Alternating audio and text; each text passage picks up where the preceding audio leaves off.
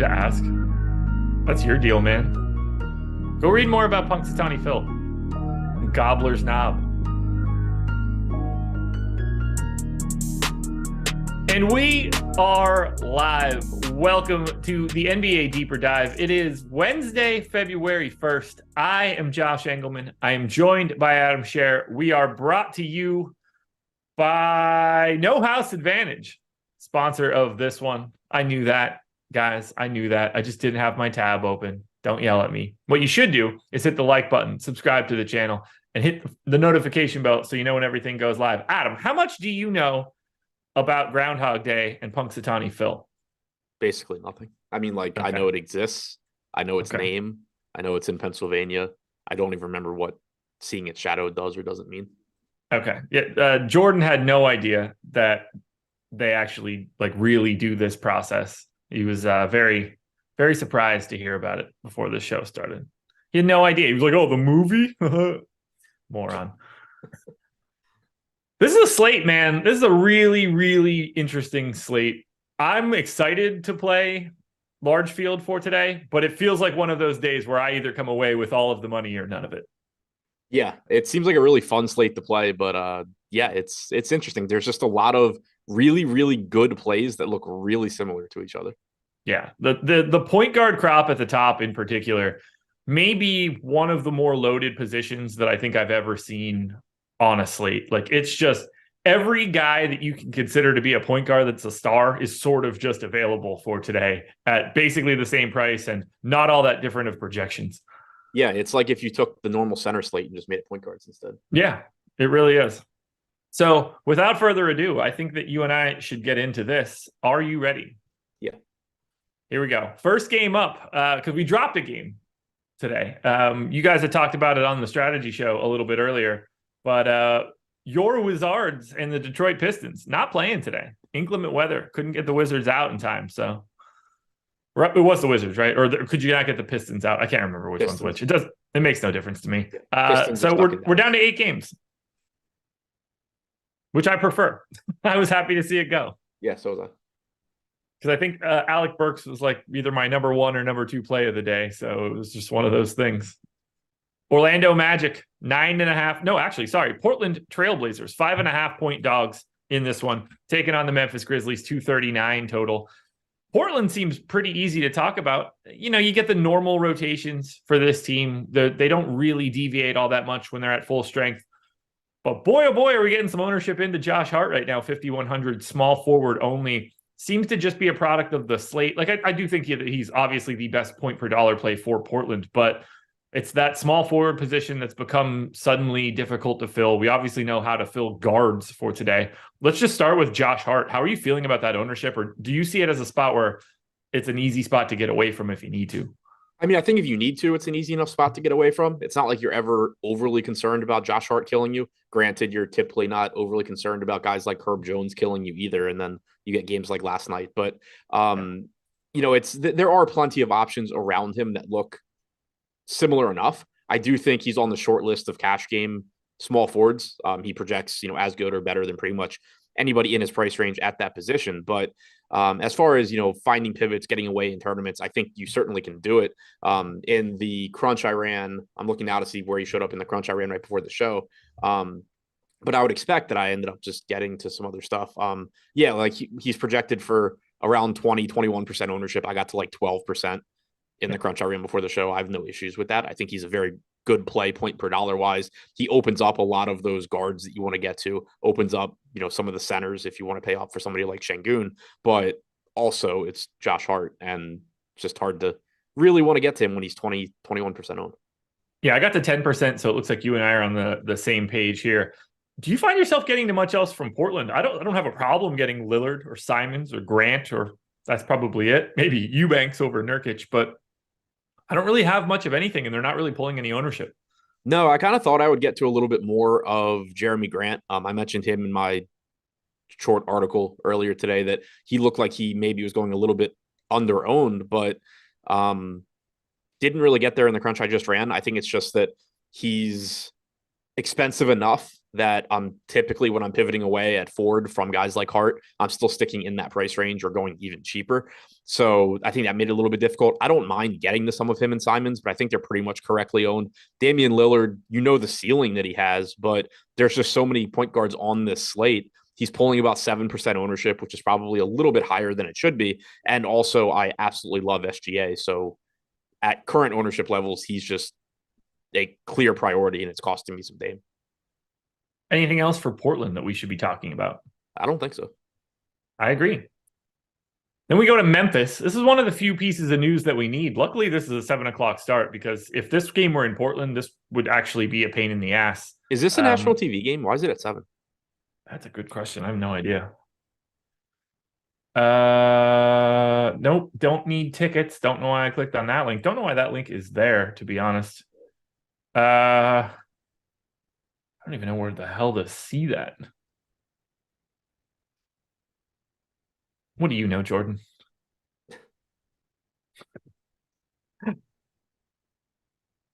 Yeah, this is on League Pass. I don't get why it's at 7 then. Neither do I, but I'm glad that it is. I'm glad that it is. And we really don't have any ownership coming into the Memphis side. 8% to Ja, nothing to Bane, who we have a Q tag on. We also have a Q tag on Danny Green and John Conchar, which I don't really think is going to matter all that much at the bottom. You're just sort of like shifting minutes around. So instead of Roddy and Laravia, you get Conchar and Danny Green or something along those lines. The lack of ownership here is a little surprising. Even if everybody's in, I like Ja, I think, more than most people. I don't mind getting to Desmond Bane in this spot. And if Brandon Clark is unowned, and I already know where this one's going to go for me while you talk, I've got some interest in Brandon Clark because of that power forward eligibility. Yeah, I mean, I'm really interested to see where this ownership goes when we get an ownership update, because right now, we have Ja projected for 7 to 8% ownership. I don't have any problem with that. I'd get 4 or 5% if the slate started right now. I'd get more if Desmond Bane is out, because that would make Morant look better. Though where I'm really getting exposure right now is in the front court, where you have Jaren Jackson Jr. and Brandon Clark just not pulling any ownership. Santi Aldama as well at 3,200. Clearly not somebody, he's in a different category than Clark and Jackson, in that he's likely playing 17 to 18 minutes and you're not excited to get there. But this is a slate where right now you have Isaiah Joe pulling 20% ownership. You have Jalen Noel pulling north of 20% ownership. So if value holds the way it is right now, I'm fine gambling on some Aldama. But then talking Jackson and Clark, guys that you actually can have some confidence in, they're just not pulling any ownership. You get a ton of block upside from Jaren Jackson. You got some center minutes from him last game. Granted, Clark was in foul trouble, but they gave Jackson 38 minutes. It's nice to at least see that happen occasionally. You're still projecting 27 to 28, but at no ownership, he looks pretty appealing. And same for Brandon Clark. He's clearly not the same priority play that he was when he was 4,300 or 4,800 in starting, but he's averaging 27 to 28 minutes per game in his starts. He's about a fantasy point per minute guy. It doesn't take that much for him to end up looking like a good option at 6K, and nobody's going to be there apparently. No, and evidently you and I are. And I don't mind the Jaren Jackson shout either. I only have 7% now, but that looks pretty good when he's completely unowned. I just like the idea of getting to Memphis, save for Dylan Brooks, who I don't think that I can get to at 5,600. If Bane is out, what's the impact here, especially with all of these guys potentially coming back? It's a bump for Morant. Like, you're just getting more production from him, more usage, more assist opportunities, possibly more minutes as well. It's a bump for Dylan Brooks. When he's played this year in games, we joke a lot about his horrible shot selection, but in games that he's played with Jackson, Bane, and Morant active, he has like an 18.5% usage rate. It kind of forces him not to take shots. If you simply just take Bane out and look at the games where it's just Brooks, Jackson, and Morant, that usage rate gets up to like 23, 24% for Dylan Brooks. Yeah.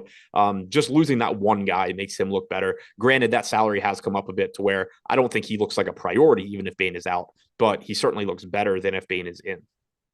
Okay. I don't assume you're getting to anything bench-wise here. Aldama.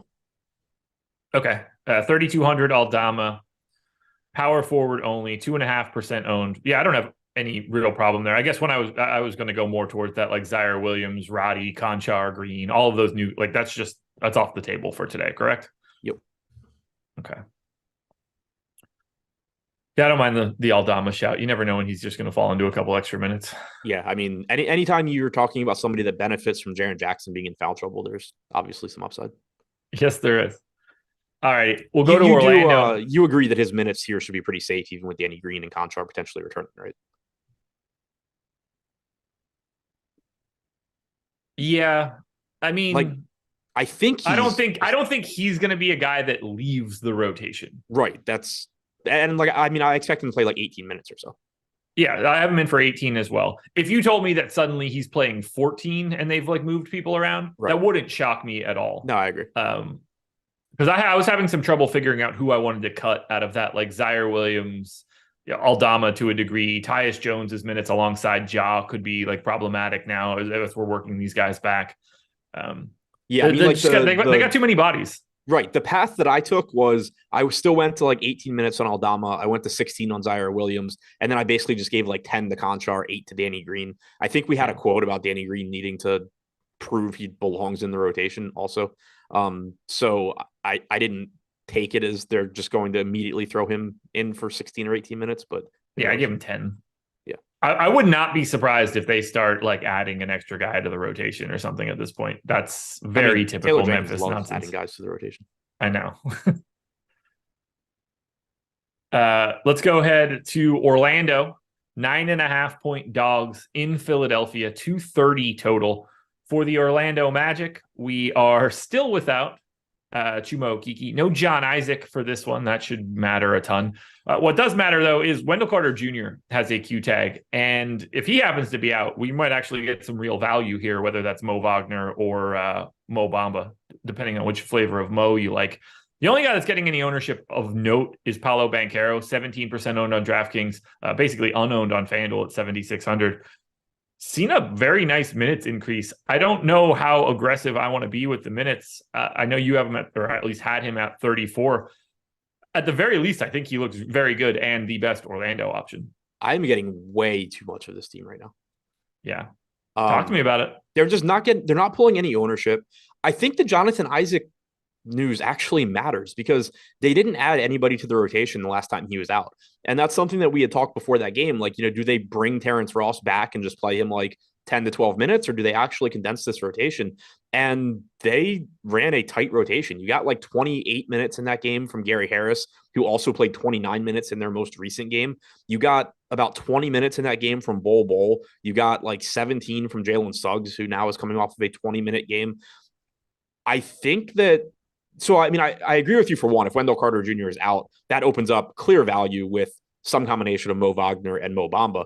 But with no ownership coming into this team right now, outside of Banchero, I think 4% ownership coming into a $5,800 Fultz is too low.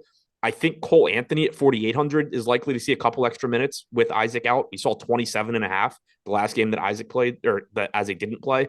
Jalen Suggs is 3,100, 1% owned, while you have Jalen Noel at 3,300 pulling 30% ownership. I like turning some of that into Jalen Suggs. Bol Bol's 3,500, likely to play 18 to 20 minutes at no ownership. This is just a team that is really popping up for me because you have, like, I saw somebody in chat say this didn't seem like a stars and scrubs slate. And I agree in the sense that there's very little in the way of cheap plays that look good. But I disagree in that you have a lot of guys in this 10K range that are very, very good and can go for 60 to 70 DraftKings points. And it creates a situation where you could very easily just be in a spot where you need them, and then you just need whatever of the random cheap guys have a good game. And that's sort of how my lineups are ending up being built right now, is just taking shots at Aldama, Suggs, Bol, guys that are good point per minute guys. And if they just fall into a couple of extra minutes, look good at no ownership. Like, it would be totally different if Suggs is pulling 10 or 15% by lock. I wouldn't really like it. But if these guys are all going to be 1% owned, just Gary Harris, 1% owned, 3,200 starting and probably playing 28 minutes or so, like, just give me these guys and hope I get lucky on one of them. I don't think that's crazy at all. I typically do get to a bunch of Orlando. I have a small amount as of right now. I might dig into them a little bit more once this show is over, but I like the idea. I'm just nervous about the matchup against Philly. It did not, I don't think Orlando's very good, but we'll see how that goes. I mean, that doesn't even really matter for these cheap guys, though. Like, if this game turns into a blowout, that probably is better for Bol Bol and Jalen Suggs. Might be true. They're like the most interesting unowned team for me. Yeah. Other than Banchero, obviously, who deserves his ownership. Yeah, and I'd be over the field on Banchero right now if the slate started as well. Do you think they'd go Mo Wagner if Carter's out? Probably. I know Washington used to like throwing him at Embiid because he's just good at picking up offensive fouls, and that was kind of their game plan for trying to slow Embiid down. I don't know if Orlando would do the same thing, but I assume you'd get Wagner starting. It would create a situation though where if Wagner's starting, he's going to be really popular, and he should be. But you would have a 3K Bamba backing him up at, I'm sure, a fraction of the ownership and a very clear path to just being the guy. Yeah, I mean, 18 minutes of Mo Bamba today is a much better value option than Jalen Noel is, and aside from the position. Right. Yeah. I mean, the position sucks. I mean, honestly, positionality, you got to give up a lot of really good point guards today to want to go to Jalen Noel. Yeah, that's a good point on Noel. Like, he does have shooting guard eligibility, which makes it a little bit easier. And like none of the good point guards do. That's fair. But I mean, still, like, you're not really playing Noel at point guard. You're just playing him at shooting guard. And yeah, like you would probably project around 18 minutes for Bamba. But if Mo Wagner gets in foul trouble defending Joel Embiid, which obviously is relatively likely to happen, you're just walking into more minutes from Mo Bamba very easily. All right, let's go to Philly and then. But before we hit Philly, I want to hit this super chat from Zachary. It's a FanDuel single entry. He said, Pirtle and Fox or Şengün and Brogdon. I went ahead and loaded that up into our NBA player compare tool. You can check that out at stokastic.com if you're interested. 56% opportunity there for Şengün and Brogdon. So that would be the side that I would recommend. Just a better projection. Now, Şengün and Brogdon are a bit more owned based on that Şengün ownership on FanDuel, but just higher optimal odds across the board. That would be the direction I think you guys should go. Yeah, sounds good to me. Figured it did. On the Philadelphia end, we have Joel Embiid pulling 15% ownership. We basically have no other ownership coming in to this Philadelphia team. Embiid still has the Q tag on him. We will know this. We've been down this road many, many times with Philadelphia and Embiid. Assuming Embiid is in, what do you want to do with him? Do you care about the rest of Philly? Happy to get to Embiid where I can, but not looking like a huge priority to me right now, just because of all of the guards I can get to and the fact that we have good centers at cheaper price tags, whether that's Alperen Şengün at 8,800 or going down to like the Precious Achiuwa, Jakob Poeltl range, potentially the Orlando value there as well if Carter is out. So it's made it difficult for me to get to a lot of Embiid, but he is the highest projected player on the slate. It's clearly, great if you can get there. I'm just having trouble getting there because I don't want to give up these guards and I'm willing to go to the mid-range centers. Yeah, I got about 10% of Embiid right now. That's totally fine with me. I essentially don't have the rest of Philly, and I don't really know how to talk about them. I don't find them I'd be around 7% as well, with him projected for around 15. All right. I assume you have nothing else here then? No, I mean, Harden's pulling 5%. I think I have like 4. Like, there's just nothing that looks particularly good. I'm never opposed to getting the Harden. Like, when we see him at these low ownership numbers, it's just that, he's only point guard as well. And so he's just competing with Morant and Kyrie and Dame and SGA and Fox and just all these guys. Schedule for the rest of the day coming up after this, as usual, NBA Live Before Lock, taking you from 6 all the way to 7:30. But we don't end the day there. PGA Live Before Lock then at 8 p.m. I have no idea what the PGA event is, but if Ben Raz is on that show, you guys should watch it. There you go. Go check it out. Ben will break it all down for you. I also want to talk to you guys about our lineup generator. It's a solo product if you're interested now. 50% off your first week. It's then $8.95 after that. So if you're interested in checking out our lineup generator, which basically we have this set up where we create all of the lineups on the back end. We throw everything that we think stinks into the garbage. We then provide you with just the goods. And we let you flip through them as quick as you want. You like it? Click save. You don't like it? Click discard. If you want to swap some players out, you can do that. We're going to show you how chalky that lineup is. If you want to get contrarian or balanced, you can make those choices as you started off. We just had somebody ship 50K with it a couple days ago. It's the perfect situation for someone who's trying to play like 20 lineups or less. I think it's a very good introduction into MMEing if you want, but would work perfectly for single entries as well. You can see it on the screen right now. Thanks to Jordan Klein. I recommend that you guys check it out. Pretty good deal. $5 for your first week, less than that, like $4 and change, then $8.95 for every week after that. Alrighty, we're going to game number 3. The Brooklyn Nets are 9-point dogs in Boston, 224 total. On the Brooklyn side, not much to write home about here. Ben Simmons out once again. Kevin Durant still out. TJ Warren still out. Yuta Watanabe available. Highest owned guy for Brooklyn is 7% Curry. I, at this present time, have absolutely no Brooklyn. I would not have any issue getting shares of Kyrie Irving or Nick Claxton. I just don't happen to have them. I find Brooklyn really difficult to get to with this 224 total. With all these games at like 238, 240, you're losing just a lot of DFS value just by playing here against Boston.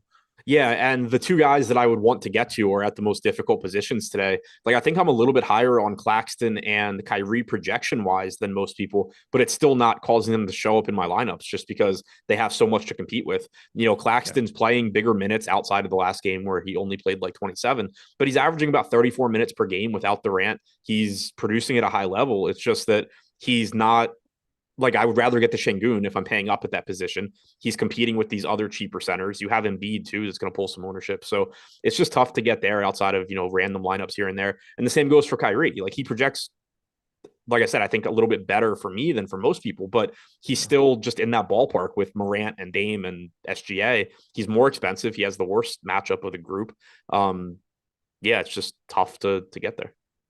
Yeah, like I'm with you. I think I'm pretty aggressive with my Kyrie projection right now, and I still don't get him. So we'll see where that actually ends up. Seth Curry pulling 35% ownership on FanDuel is something at 4,600, but not too surprised. Again, there's just not a lot of value out there depending on which site you're looking at. I have nothing else to add here. I saw a couple who mentioned Cam Thomas in chat. I'm not getting there, but I mean, I'm playing Santi Aldama, Bol, Jalen Suggs. I can't tell anybody not to like take shots at Patty Mills or Cam Thomas. It's kind of the same thing. I prefer the Orlando guys, obviously, but yeah, that's a tough sell for me. I mean, if you're getting 16 minutes of Cam Thomas or 18 minutes of Jalen Suggs, if you really want to play Cam Thomas instead, I don't think it's that big of a gap, but I do prefer. Oh, no. But at this point, we're naming like the 80th best guy on the slate. So, yeah, but also, like, I mean, for me, the Orlando guys are like in my top 15 owned guys. Oh, I mean, Cam Thomas. Right. But like I'm saying, I don't think he's that different. Like, I would have 11% Suggs if the slate started right now. I don't think Cam Thomas is. It's a similar play, similar idea to Suggs. It's just Suggs projects a little bit better for me. Yeah, and there's also the real possibility that Cam Thomas doesn't even step foot on the floor. Sure, yeah. Whereas like Suggs is definitely going to play tonight. Yeah, and don't read too much into Cam Thomas's playing time last game. You only got 22 minutes from Seth Curry. Thomas played over him down the stretch, which you also got 18 out of Joe Harris. Right. Which like obviously is still slightly low at the very least. You're expecting. Yeah. So like, I prefer Suggs, but if you're just going with the mix in random shit route, like Cam Thomas is okay. Bruce Booth, why did Day'Ron Sharpe play 21 minutes? Because Claxton only played 27, which I don't know the reason for that. Yeah.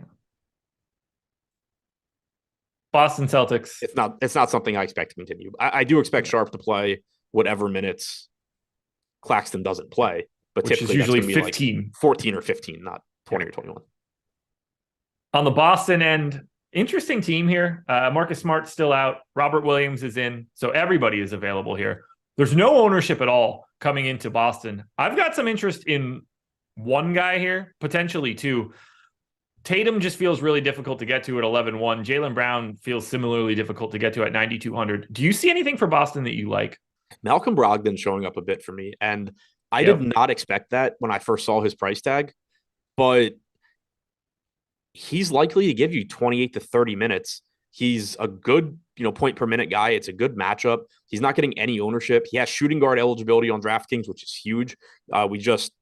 We're talking about that with Jalen Noel, but just looking at some of like the top projected lineups I was building, I'm paying down at shooting guard a lot, which tells me that the position is not very strong. So I'm also getting builds where Malcolm Brogdon is just showing up because he projects relatively well for his salary and he's not getting any ownership. So I'm not like super confident in him. I'm not looking at it saying like, oh, I think, getting a bunch of Malcolm Brogdon at 2% own is like a big edge on this slate, but I do think he's going on their own. Then I'm building some good lineups with him. I've got like 20% Malcolm Brogdon right now. This is a guy that played in his last 6 appearances for Boston, 39 minutes, which was an overtime game. So call it 34. 34. If you want to call it overtime and call it 29, I think that's fine. A lot of overtime games here, but 35. Another overtime game where he played 36, so call it 31 if you want. Finally gets back under that 30 mark and gets 27 and a half, and then had 31 and a half the game before that. Like, this guy is, I don't know how you project him anything lower than 29, and I think to get to 30 is not out of the realm of possibility. I'm surprised he's 2% owned, so I'm kind of happy about it.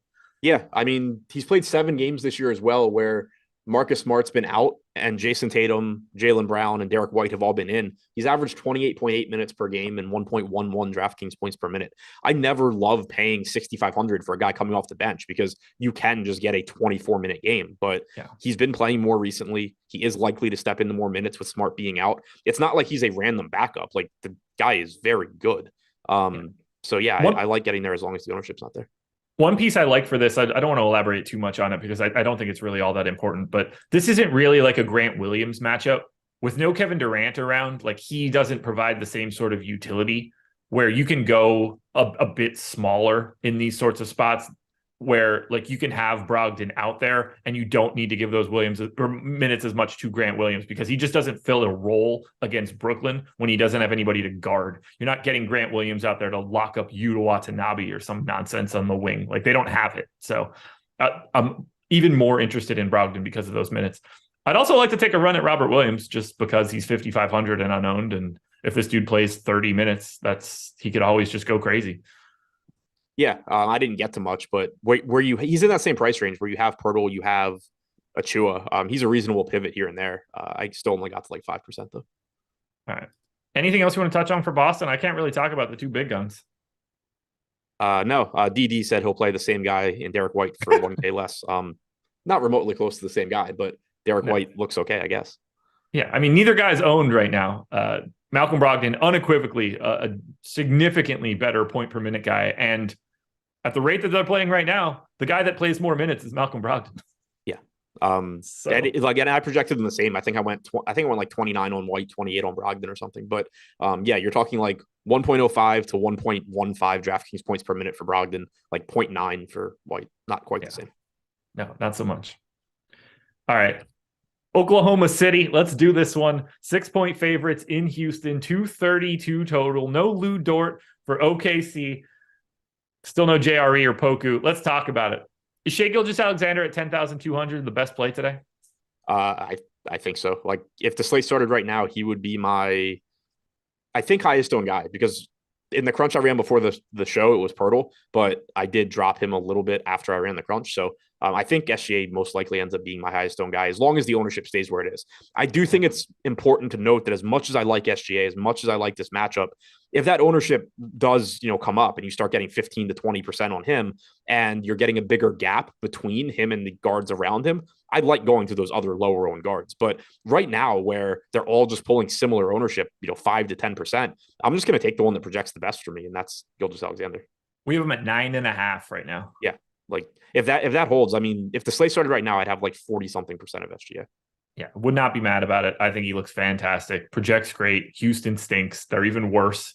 Well, maybe they're worse. I don't know if they're worse or better when Green and KPJ aren't in there, but your mileage may vary. Do you want to get to anything else here for OKC? What are your thoughts on Isaiah, 20% owned Isaiah Joe, or some of the other guys getting single-digit ownership? So I understand why Isaiah Joe is getting ownership. It's because he's a cheap shooting guard that projects relatively well. We did get around 25 minutes from him last game. On average, you're getting 21 to 22. The issue I have is that you can expect a drop in production from him. Like, if you look at his overall production this year, he's been pretty good, coming in around a fantasy point per minute. But the more minutes he plays means the more minutes he's playing with Shai Gilgeous-Alexander on the floor. And that means just standing around while Shai Gilgeous-Alexander does everything offensively. So, like, with SGA on the floor, he's only a 0.8 fantasy point per minute guy.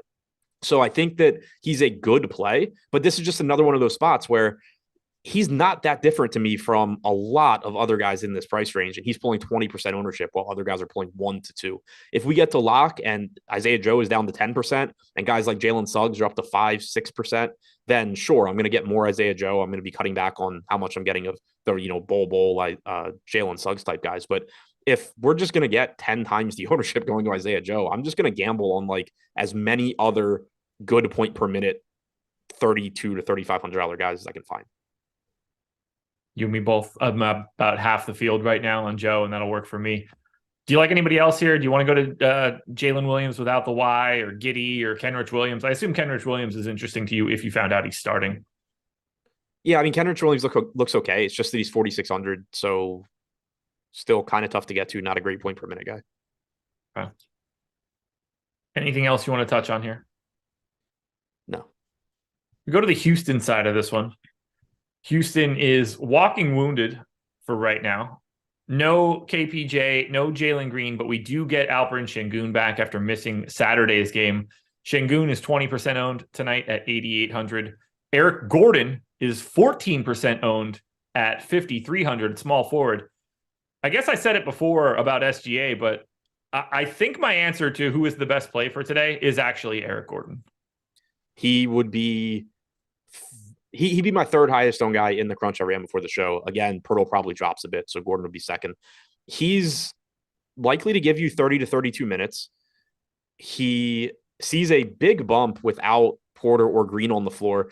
His usage rate gets up to like 25 to 26%. Even if you put Alperen Sengun on the floor, going back to the start of last year, it's a 23.5% usage rate for Eric Gordon without those guys out there. And it's very unlikely that Sengun is on the floor for every minute that Gordon plays, because there's a very good chance that Houston staggers them, at least to some extent, and you're getting Gordon out there when Sengun's on the bench and vice versa. So Gordon, to me, at current ownership, looks great. He's pulling 14% ownership, lower owned than Josh Hart. I think he looks really good at 5,300. You and me both. Can we talk quickly about Jabari Smith, who's somebody that I'm getting quite a bit of at 6% we are really ownership? On the same page today. 5,600, power forward, center eligible. At the very least, like, we're talking 28 to 30 minutes. That seems pretty consistent. But he sees a pretty sizable usage bump with those two guys off the floor. Now, we do have a small sample on Jabari Smith. Obviously, this isn't going back to last year or anything like that. But I think he's getting completely slept on for today, particularly in this matchup, which is pretty pace heavy. Yeah, I agree. Like you said, you're likely to get 28 to 30 minutes, if not more. He sees a bump without them on the floor as well. And he's not expensive either. 5,600, solid matchup. Just not really pulling much ownership at a relatively weak position. Power forward, center, obviously him being center eligible is not super useful, but you're talking about a lot of pretty questionable power forward type plays today. I think Jabari Smith just isn't getting quite enough ownership. So yeah, he's showing up in stuff for me as well. If the slate started right now, I'd be around double the field at like 14 or 15%. Yeah, I got a bigger stand than that. Jabari Smith might be my Paolo Banchero. Oh, sorry. Go ahead.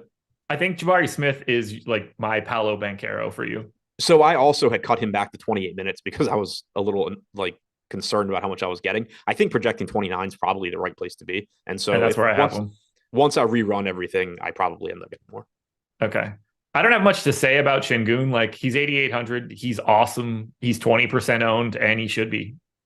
Yeah, I think I'd be getting over the field on Sengun right now, but also, the field is clearly going to get to him. He looks great. If you go back to the start of last year, he's been very good without Porter or Green on the floor. If you just take his numbers this year, obviously the sample size is smaller, so I don't trust the numbers quite as much, but he's also a young player getting better. He's averaged about 1.4 DraftKings points per minute this year.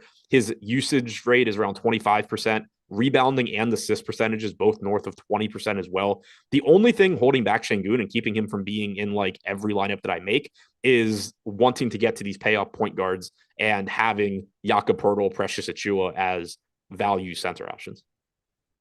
I don't really have anybody else that I want to talk about here for Houston. Like, I'm not really that interested in Martin, or I mean, Tate could be interesting as a value option. I guess we need to talk a little bit about Daishin Nix, 3,500 point guard, shooting guard, but it just feels, I don't love the idea of using a 4 point per minute guy and just costing myself one of these guard spots. But like, he's a decent point per dollar play. Yeah. I wouldn't be getting to much right now, but I do think he shouldn't be getting 1/3 the ownership of Jalen Noel. Like Agreed. they are comparable enough plays. I wouldn't be getting to much right now. I would be a little bit over the field on Jayshawn Tate. I think he's interesting just because whatever game they turn him loose and give him more minutes, if it's one of these games where Green and Porter are out, he's actually really, really good from a point per minute standpoint. We've seen him in the past when Houston's short on ball handlers run point for that team and just be a monster in fantasy. He's one of those guys where like when he plays his normal role, he's, a 0.75 fantasy point per minute guy. But when he gets these extra opportunities, he's a very good point per minute guy. So even projecting 20 minutes at 4,200 with point guard and small forward eligibility at low ownership, I like getting there. If you told me he played 24 minutes today, he'd be one of my favorite plays. The fact that, I can't really go that high and I kind of have to keep it at 20 because I don't trust Houston to give him those minutes. You gave him 20. Yeah. Wow. Okay. Why? That is very low for the industry today. Yeah, I guess I could go higher. Like I will say that I had him in for 27 and I started to really have a problem with what you were saying and I was ready to back him down. And the three other places that I'm looking at right now are at 24, 25, and 27. Not to say that we should be trusting that. So what it is for me is if Ty Washington doesn't play, I think you get 26 minutes from Tate. If you give Ty Washington like 6 minutes, I think Tate plays like 20. I guess I could go to like 22. I knew that he was going to project really well for me. So I was trying not to like take a random Jayshawn Tate plays 26 minutes stand. 20 minutes last game, 21 the game before that against Washington, 22, 21. Like, I think I'm going to end up in that like 20. He played 27 on Saturday. Not according to DraftKings. I have him in for 27 from Saturday's game. Let me look at Popcorn Machine.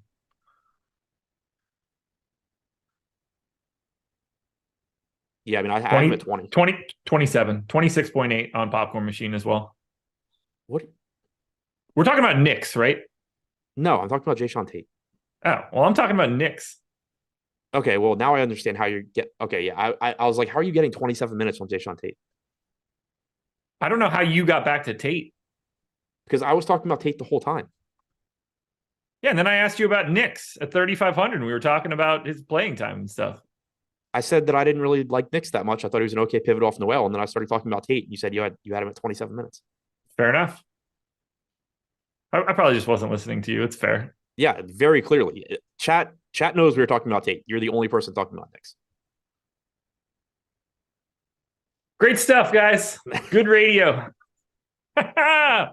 All right. Anyway, anything else for the Rockets? For what it's worth, I went 24 minutes on Knicks. Fantastic. But same thing. If Ty Washington doesn't play, you're getting more minutes there. But no, Jayshawn Tate's just really interesting to me because of how good he is point per minute if he picks up a few extra minutes. You know what I'm not going to get wrong, folks?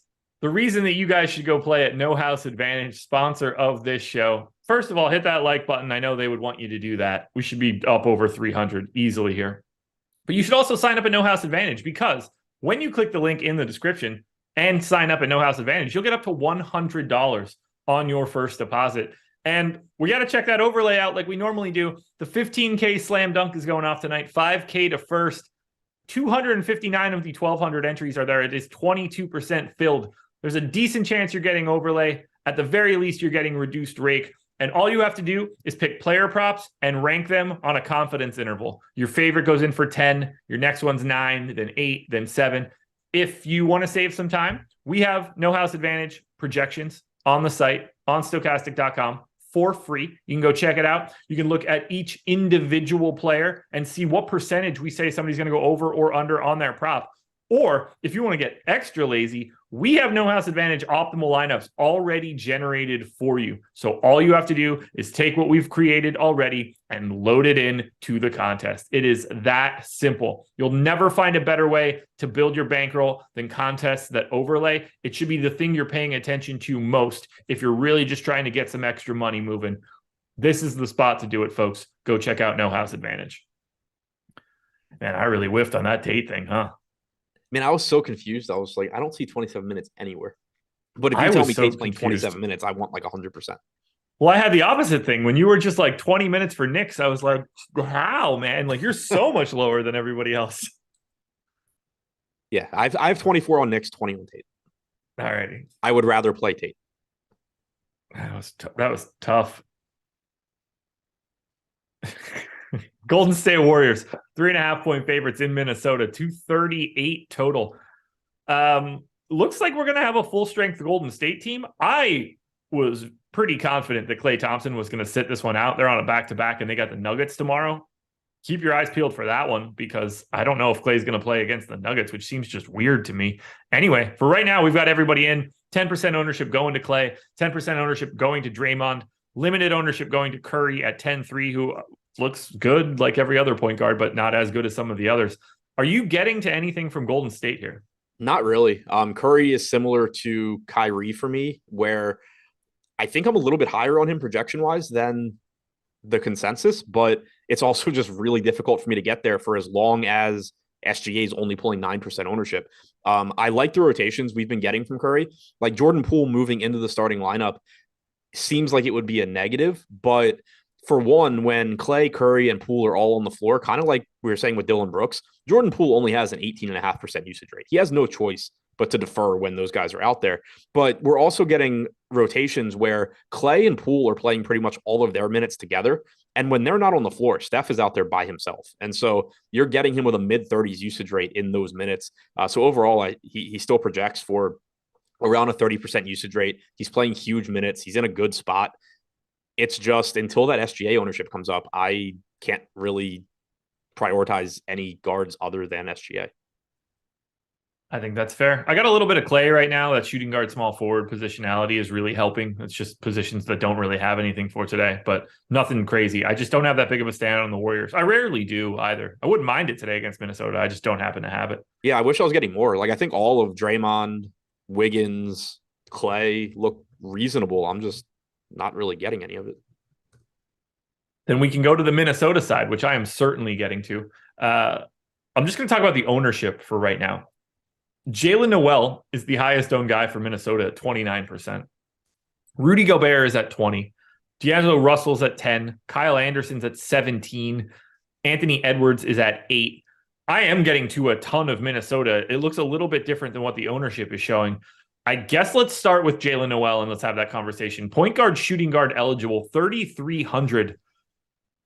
He's a sign of today's slate for sure. Scares the hell out of me. I don't expect to be anywhere near that ownership number. And I also wouldn't be surprised when it comes in at like 21 and it doesn't look as crazy. Right. I think he is like, I understand why he's getting the ownership. I certainly think he's getting too much just in the sense, like we've been talking about where, yeah, he played 22 minutes last game, but you can also very easily get like a 17 or 18 minute game from Jalen Noel. He's a good point per minute guy, but he's just very live to give you that game where it's just like, oh, cool, I got 6x at 3,300 and all of my lineups suck because I got 6x at 3,300. So, kind of like we saw with like Mark Williams the other day. So that's kind of, and he came in lighter in ownership yesterday than we were projecting to.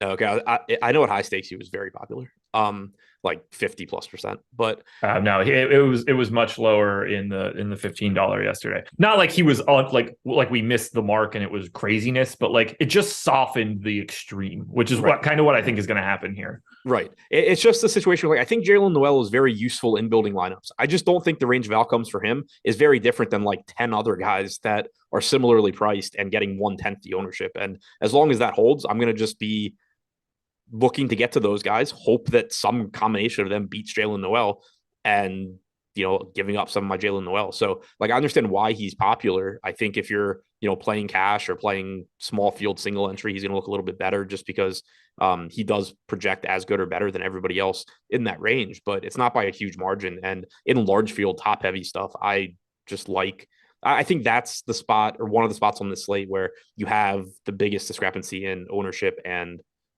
how likely somebody is to succeed. So he's a good point per dollar play. I think there's a lot of other similar, much, much lower owned guys.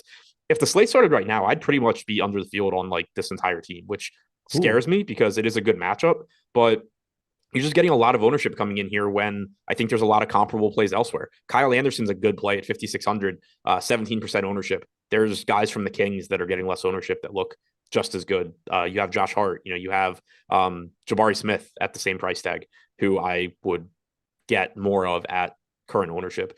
D'Angelo Russell looks really good at 7,100. The problem is that you also, not only do you have all those top end guards, you have Chris Paul, you have De'Aaron Fox, you have, I already said that I'd be getting to a lot of Markelle Fultz right now for cheaper than Russell. So it's a very, very good spot for this team. Rudy Gobert also 6,800, pulling 21%, 14% chance of being optimal.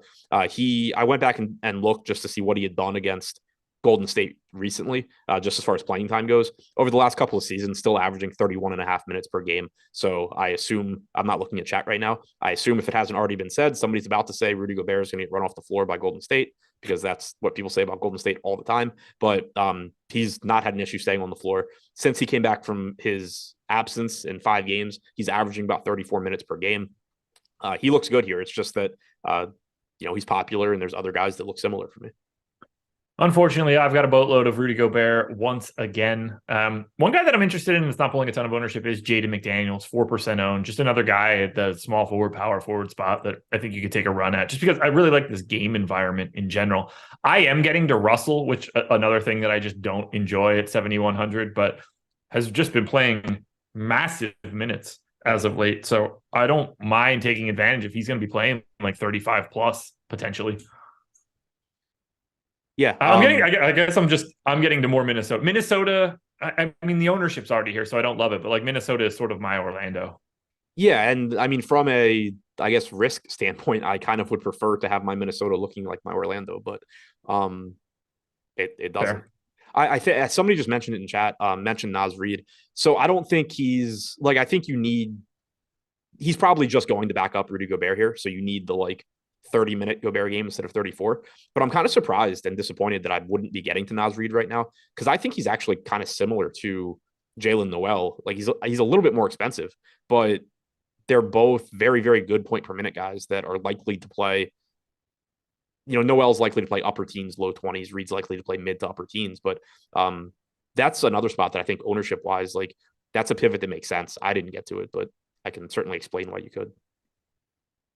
And I do want to hit on the fact Neil said it in chat. D'Angelo Russell revenge narrative here. Good point. He's playing ridiculous minutes recently too. He is. That's why I have him, I think. All right, let's go to Sacramento. 8-point favorites in San Antonio. I don't think I said this out loud, by the way. Mark Williams was 29% owned last night. We had him in the mid to high 30s at the end. So he was still the 4th most owned guy on the slate, but it kind of just trimmed off that really extreme edge that I thought we had. Sacramento, as I mentioned, big favorites here against the Spurs. Spurs are real bad. Sacramento is at full strength. And we've got basically 10 to 20% ownership going to Sabonis, Fox, Barnes, Murray, Herter, and Monk. And I'm kind of just getting a smattering of all of these guys as well. I don't really have anybody that I think stands out the most. The guy that I have the most is Harrison Barnes, the Barnacle of the Bay. Don't forget. But I don't see anybody as a priority. I just want to get a bunch of Sacramento because there's a 244 total on this game. Getting a ton of De'Aaron Fox. Okay. In the crunch I did before the show, he'd be my 4th highest owned guy after Pirtle, SGA, and Gordon.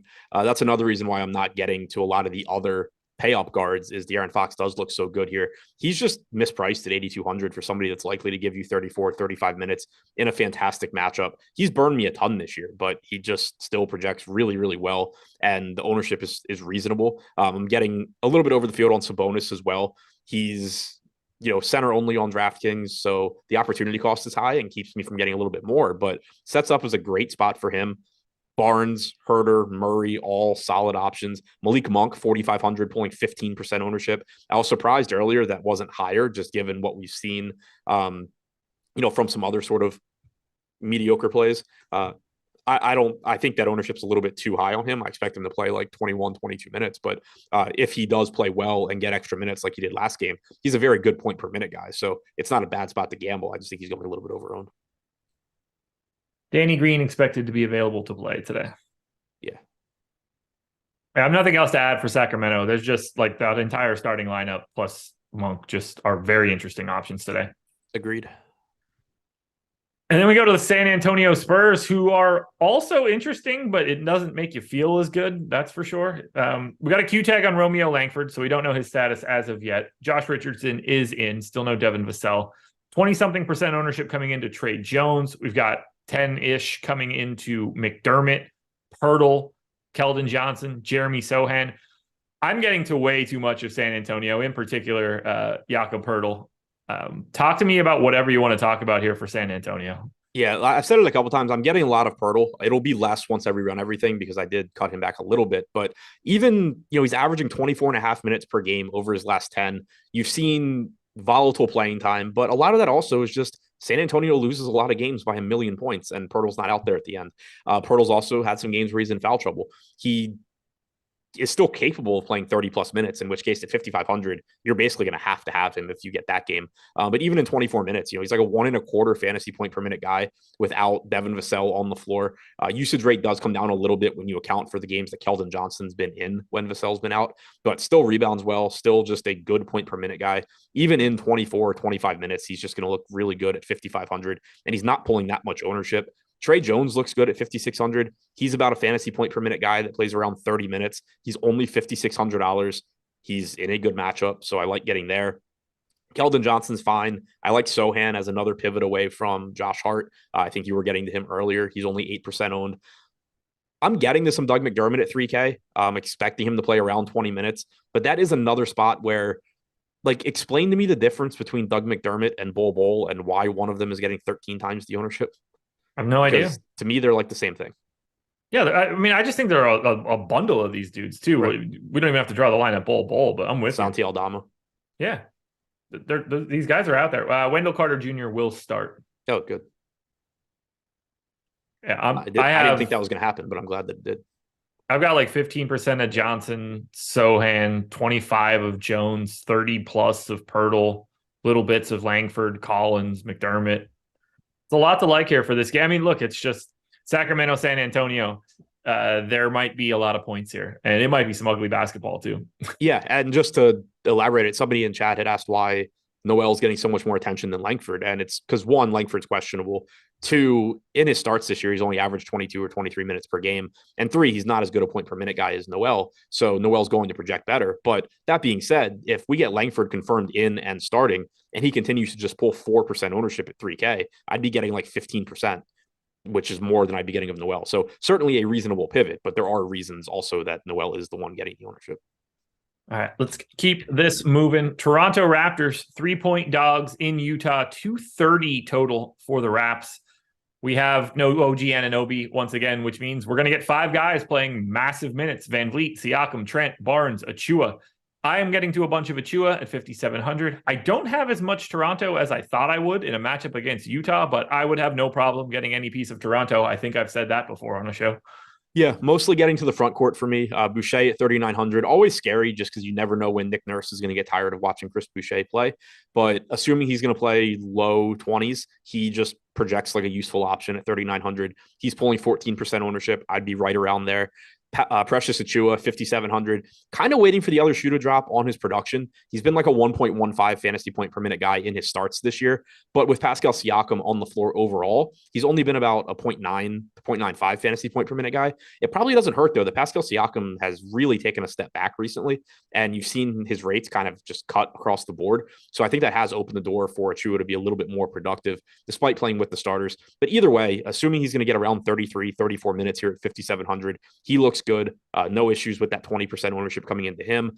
Van Vliet's been playing a bit better, coinciding with Pascal Siakam taking a step back. So I don't mind getting there either. I do get to more. It's another spot where I get to more Fox because they're projected for similar ownership and Fox looks better to me. But if you were to get a situation by lock where, maybe Van Vliet's 9 or 10% and Fox is up to 20, 21, then I'd start turning some of that Fox into Van Vliet. That makes sense. You don't go to, do you go to Boucher? 14% owned, 39. Yeah, I'd be around the field on Boucher. Okay. I got up to 24 and a half minutes on Monday's game. Certainly the right kind of guy to take a shot on, that's for sure. I didn't realize until just now I'd actually be getting a bit over the field on Gary Trent. He's projected for 5% ownership. I'd have around 15, 6,300 shooting guard, small forward. Easy to get him in the lineups. Good matchup. I like getting there. Okay. On the Utah end of this one, we got Kelly Olynyk back over the weekend. So these guys are at full strength. 14% ownership coming into Markkanen, around 17 coming into Conley, a little bit coming into Clarkson and Beasley. I'm getting to more of Utah than I really anticipated. I think it's just guys unowned or like that aren't getting a lot of ownership in that same area. I mean, the Markkanen price being down to 8,400 now makes him so much more appealing than he was a week and a half ago. Do you see yourself getting to Utah today? I'm getting like none. And okay. I think it's a reasonable team. Markkanen's back at a price point where he looks good. He's playing, 35, 36 minutes.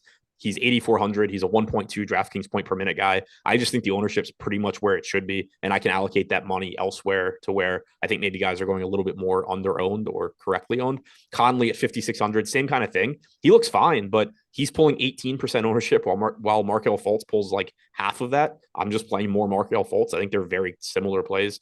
Clarkson at 6,300, I think is fine. Kind of thought I'd get more of him than I am, but I'm not really getting to this team at all, even though I think that I don't think they look bad. It's just that I think there's plays that look better that are getting similar ownership. That's fair. Nothing else here for Utah, I guess? Not for me. All righty. Then we will close this one out with the Atlanta Hawks taking on the Phoenix Suns. I need you guys to hit that like button, though. 2,900 people here, 333 likes. Let's run that number up. Let's get up over 400 before we turn this one over to live before lock. Hawks are 1-point dogs in Phoenix. 231 total. Trae Young is back for this one, which means we know exactly what this Atlanta rotation is going to look like. Highest owned guy is DeAndre Hunter at 9.5%. I don't see anything for the Hawks that I'm going to go out of my way to get to. Like usual, I think Murray would be the guy that I would want the most, just because if I'm getting $9,700 Trae Young, I kind of just want to find a couple extra $100 and go to one of the other guys that are slightly above him. But I mean, it's still Trae Young. I don't mind. I just don't find Atlanta to be all that interesting. Yeah, I mean, I'm getting like 2 to 3% of Hunter, 2 to 3% of Capella, and pretty much nothing else. I wouldn't fault anybody for taking shots at a low-owned Trae Young, but it's just there's plenty of low-owned guys I like on this slate, and there's guys priced around Trae Young that I just like better. I think Trae Young might be my least favorite point guard option at the top. So like it really makes it hard when you got to climb over 7 other guys. Yep. And I don't mean that as like a negative to Trae Young either. Like somebody's got to be the worst looking guy and I don't mean physically because he probably is that too, but somebody has to be last in terms of interest level in the like high 9s and 10K range. And I think it is Trae Young for me. That said, there's nothing to stop him from going out there and dropping, 55 fantasy points and being very helpful for a lineup that you have. No, it's the same for me in terms of projection. I have it SGA, Kyrie, Curry, Morant, Lillard, Harden, Young. Yeah. Sorry, Trey. Sorry, I called you ugly. Those first 5 are all within like a 1.5 of each other. Then it's like a 3.5 point drop to Harden, and then it's like a 1.5 or 2 point drop to Young. Finally, we have the Phoenix Suns. The Suns are without Landry Shamet. They're without Devin Booker and Cam Payne, and they are now officially without Dwayne Washington, who is going to get the boot. I don't know how official it is yet. Looks like they're going to sign Saban Lee to another deal. I don't know if he's available or not today. He would be the direct backup to Chris Paul if he is. Don't know how much it's going to actually matter for today's slate. 15%-ish ownership coming into Bridges, Paul, and Ayton. I'm getting to Cam Johnson once again at 5,400, just another guy with low ownership at a position that doesn't appear to be getting filled very easily as another random guy. We've talked about 100 different dudes that are sort of like this so far today. He is the guy that I'm getting to most from Phoenix, but no really extreme takes for me. I don't mind Chris Paul. The minutes are there. Yeah, give me Chris Paul. Only pulling 12% ownership. This is another reason why some of these guards that I like aren't showing up in my lineups is that you have an $8,300 Chris Paul at 13% owned, playing, at least 34, 35 minutes. Some games playing even more than that. He's playing really well also. It seems like this is the first time we've seen Chris Paul healthy in a while, and he's playing really well. You've got a good matchup here. So I like getting over the field on him. I'm around the field on DeAndre Ayton, who looks good. I thought that I would get more Cameron Johnson than I am, but I'm right around that 6% mark. So I think he's a good tournament play. I think he's a good pivot off of like Josh Hart, for example. I thought I'd get a little bit more, but I'm not. But yeah, Paul and Ayton for me, especially Paul, are where I'm getting to Phoenix. Yeah, I got like 22 of Cam Johnson. To me, he's just like the inverse of Josh Hart for today. And I'm more than okay with that. And then that's it. I think we're done here. Anything else you want to add for this slate? This should be, I mean, who knows how it's going to go. You probably will just get all the 30% on random dude smashing. But like, this sets up as a really, really fun tournament slate if you're willing to just sort of roll the dice and not get as much of the questionable chalk, guys. I hope my projections are the best in the industry for today. That would be incredibly helpful because I will be different enough in the right spots. But thank you guys for being here. Thank you to No House Advantage for being the sponsor of this one. Don't go anywhere. Stay right on this stream. NBA Live Before Lock coming up next. Good luck tonight, everybody. Peace.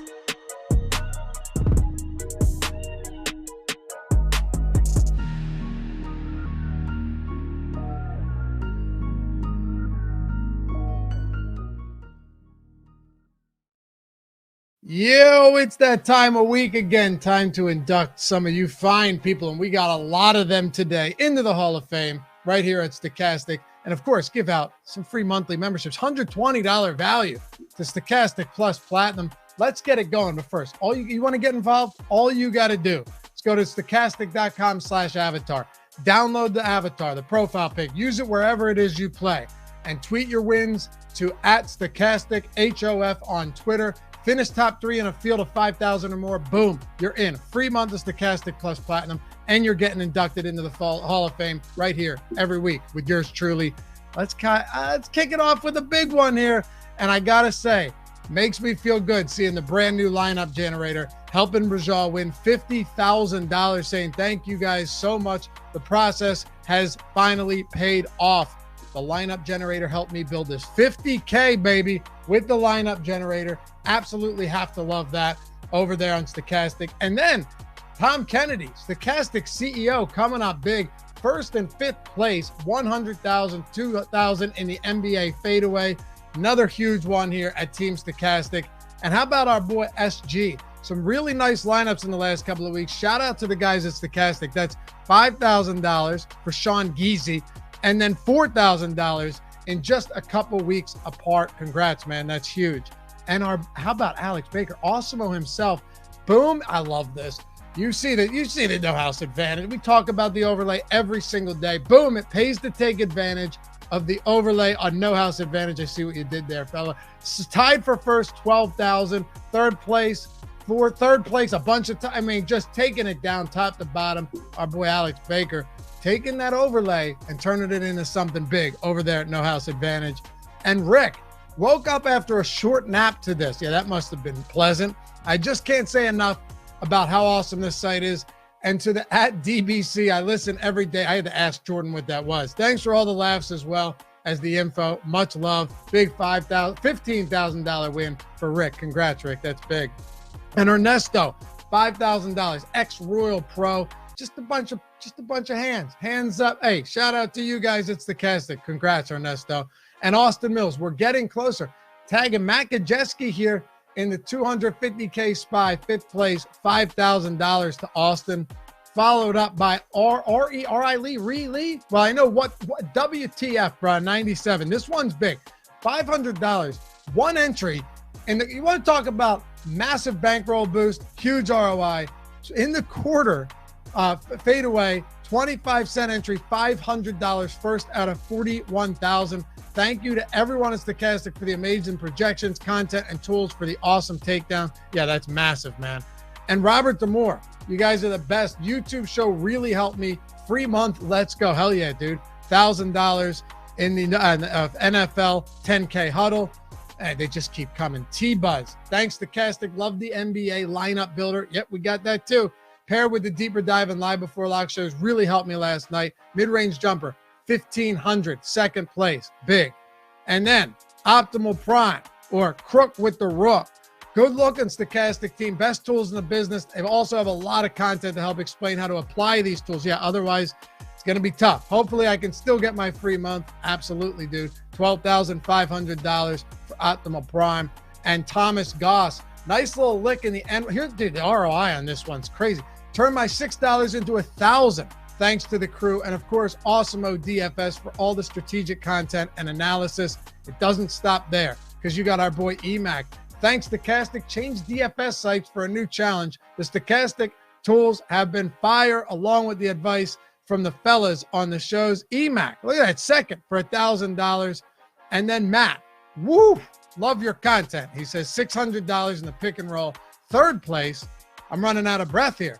Let's go to the betting side for a second because we got the NBA prop tool out now as well. Best 250, don't expect this on everyone, but best 250 ever spent. NBA betting tools strike again. Yeah, BetPro's been insane. 250 in the 700 in a 22 leg same game parlay. Congrats, Brendan from Buffalo.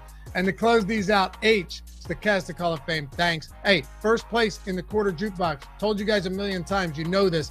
Doesn't matter what field or how much you're playing. As long as you're rocking the avatar, you finish top 3 in a field of 5,000 or more. You're getting up here and you're getting the free month of Stokastic Plus Platinum.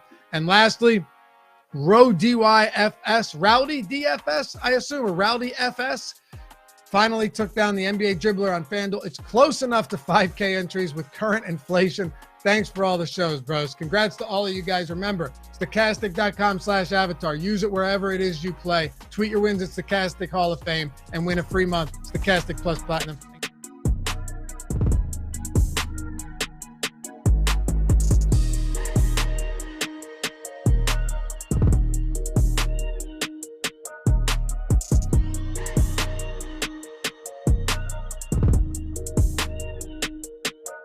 Come on, thing. Do it. Do it. Yeah, I'm good. I don't know about this Thunderhead. But... Go, just go. Thunderhead, that's... 2, 1, here we go. No, but I mean, seriously, Eric, like, have you ever considered maybe not waiting until 30 seconds before the show starts to turn your TV on? Every day, it's the 30 seconds before. It's a routine, okay? Just leave me alone. I mean, it is definitely become a routine. AirPlay cannot connect to TV. I still want one day for us to open up your Netflix and see what it is that you've watched recently. Just one day. Maybe a post-lock show. It'll be a big event. It's a completely different show. All right, well, big suspense as we see if Eric could get the No House Advantage graphic on the TV behind him, because they are sponsoring the show today, and they have told us their favorite part of the show is when Eric puts the logo on the TV behind him. As you guys come in, like the video, subscribe to the YouTube channel. We've got a basketball slate to talk about as well. Only 8 games. One of the games got canceled. I know you guys are all aware of that by now. And we've got some potential news in the first game of the slate, which I'm obsessed with watching Eric try to turn his TV on, because not only is the app not working on his phone, he thinks pointing at the TV is going to be the new solution. Maybe. Could be. Maybe. Could be. Steady. Come on. This is exciting. This is just absurd. Do you have any opinions on the basketball slate today, Eric? Yeah, I do, but we'll get to them. We have 52 minutes. Yeah. 52 minutes to get your TV working is... Oh, my God. What's the cutoff? How long do we mess around with the TV? I don't know, Greg. I'm busy doing other things, okay? I'm studying slates. I'm putting bets together. I'm getting everything going as best as I can. I'm doing the best that I can, okay? And it's not good enough. So in the first game of the night, we've got Joel Embiid listed as questionable. It seems like, speaking of rituals, Joel Embiid listed as questionable in the first game of the slate. Kind of seems like one that's been a ritual as of late. Desmond Bane, by the way, was just ruled available. That's news. That one is news. We'll talk about that in a second. Although that doesn't really, when players get ruled in, doesn't really change all that much. Do you have any expectation of Joel Embiid sitting? Because I keep thinking he's going to sit and then he plays. Yeah, I'm just going to keep him in until we find out, and it's the first game, so I never have to worry about it. Yeah, the other thing too is, did you see Glenn's quote before? Glenn Rivers, our Lord and Savior Glenn Rivers, the savior of the people, the most forward-thinking man on planet Earth. Yes, I saw it. So, I mean, he gave maybe the dumbest injury report update I've ever seen, where he said he hopes and anticipates that Joel Embiid will play, but we won't know until closer to game time. Well, 51 minutes till the game starts. To me, I think Joel Embiid is playing. There have been other times that, I think there was 2 years ago where Joel Embiid was listed as questionable on the injury report. Glenn was asked, is Joel Embiid going to play today? He said, I didn't even know he was hurt. And then the game starts and Joel Embiid's not on the court, doesn't end up playing that day. And there was never any kind of update before tip-off. So he's not a man to be trusted. He's a dirty, filthy liar. But I do tend to think that Joel Embiid is going to play today. Seems like you are on the same page as I am. Let's talk about the Memphis Grizzlies. John Conchar was just ruled out. Desmond Bane was ruled in, and Danny Green is making his season debut. Yeah. What is this going to do to the Memphis Grizzlies? There's a lot of people there. I saw Conchar also got ruled out, so there's at least that, but there's a lot of bodies in Memphis now with him in. You have Steven Adams out, but now the prices have started to adjust for everybody there. Outside of John Morant for pure ceiling purposes, and maybe a share of Desmond Bane because of the shooting guard position, which brings me back to Bradley Beal 2 slates ago. I cannot believe people in chat yesterday being like, I can't believe you recommended Bradley Beal. What are you doing with Bradley Beal? He was fantastic. He was in the winning lineup, put up 44. We don't get to talk about him today, sadly, because he's no longer on the straight with the PPD there, but shooting guard, not ideal again. Desmond Bane might be somebody who shows up in lineups for me. I already had him out, so I've got to put him back in, but I will fix that and let you know, but I'm pretty positive because of the shooting guard position, he might show up for me. Yeah. And by the way, Bradley Beal was pretty good. By the way, he actually ended up in my single entry lineup yesterday. It was just ended up making making it into that lineup. But yeah, two days ago, you mean? 2 days ago? No, Bradley Beal. Yeah, Bradley Beal played 2 days ago. Was it the 2 days ago? Oh yeah, that's right. You know why? I forgot. I wasn't on the show with you last night. I got 19th. Yeah, I get to play a lot of DFS lineups for once. So I ended up getting put up a top 20 performance, ended up having a nice chunk of change coming my way in single entry. It was a nice day.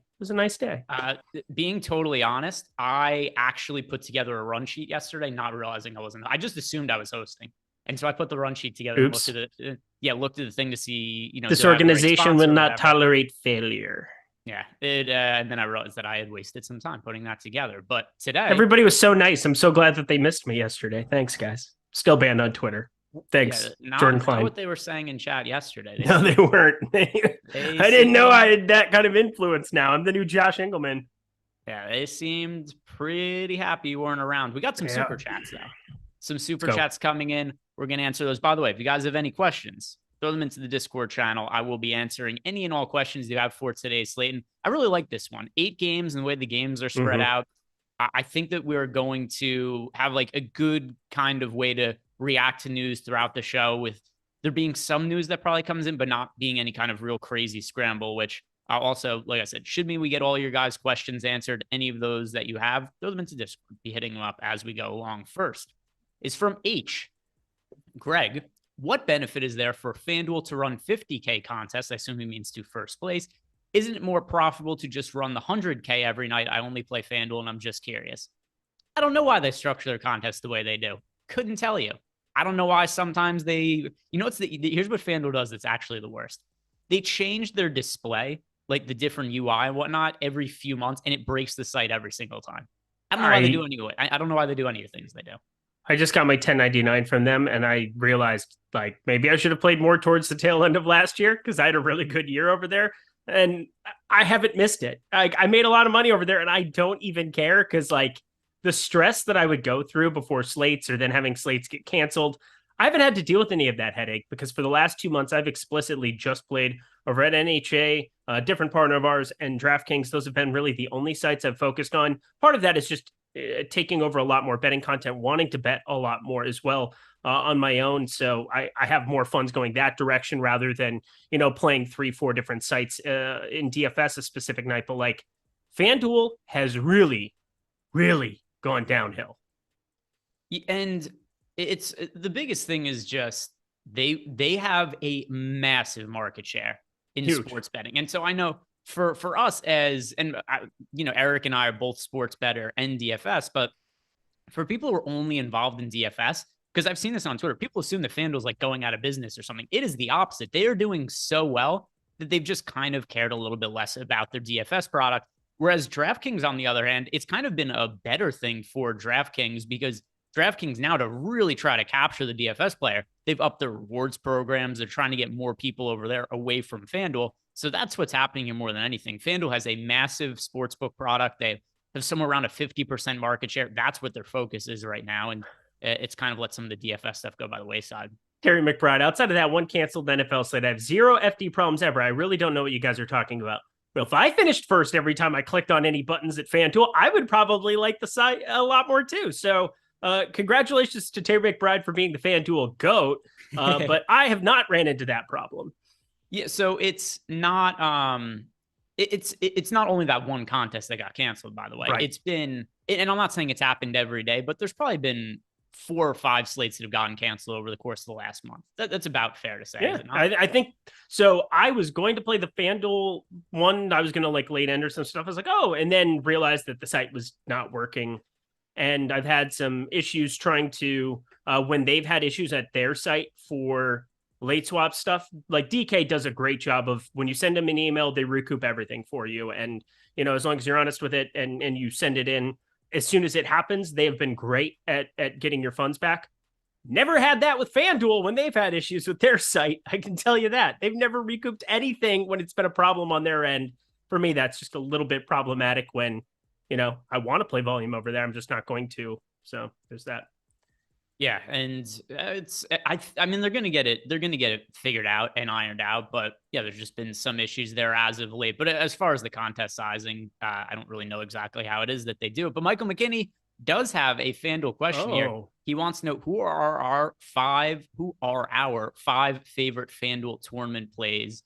Then he says, "Thanks, guys." I'll go on the chalky end, and I will say Precious. So that's just a dude who I think even on FanDuel, what is he? 6,400. That might give you a little bit of sticker shock. I at least went through and looked at some FanDuel stuff. I was going to play there because today's my last day to really full bore. I've got one of my best friends getting married this weekend in South Dakota, so I'm going back for that wedding. Probably my last big day of DFS today. Still didn't, but Precious Achua. I would go.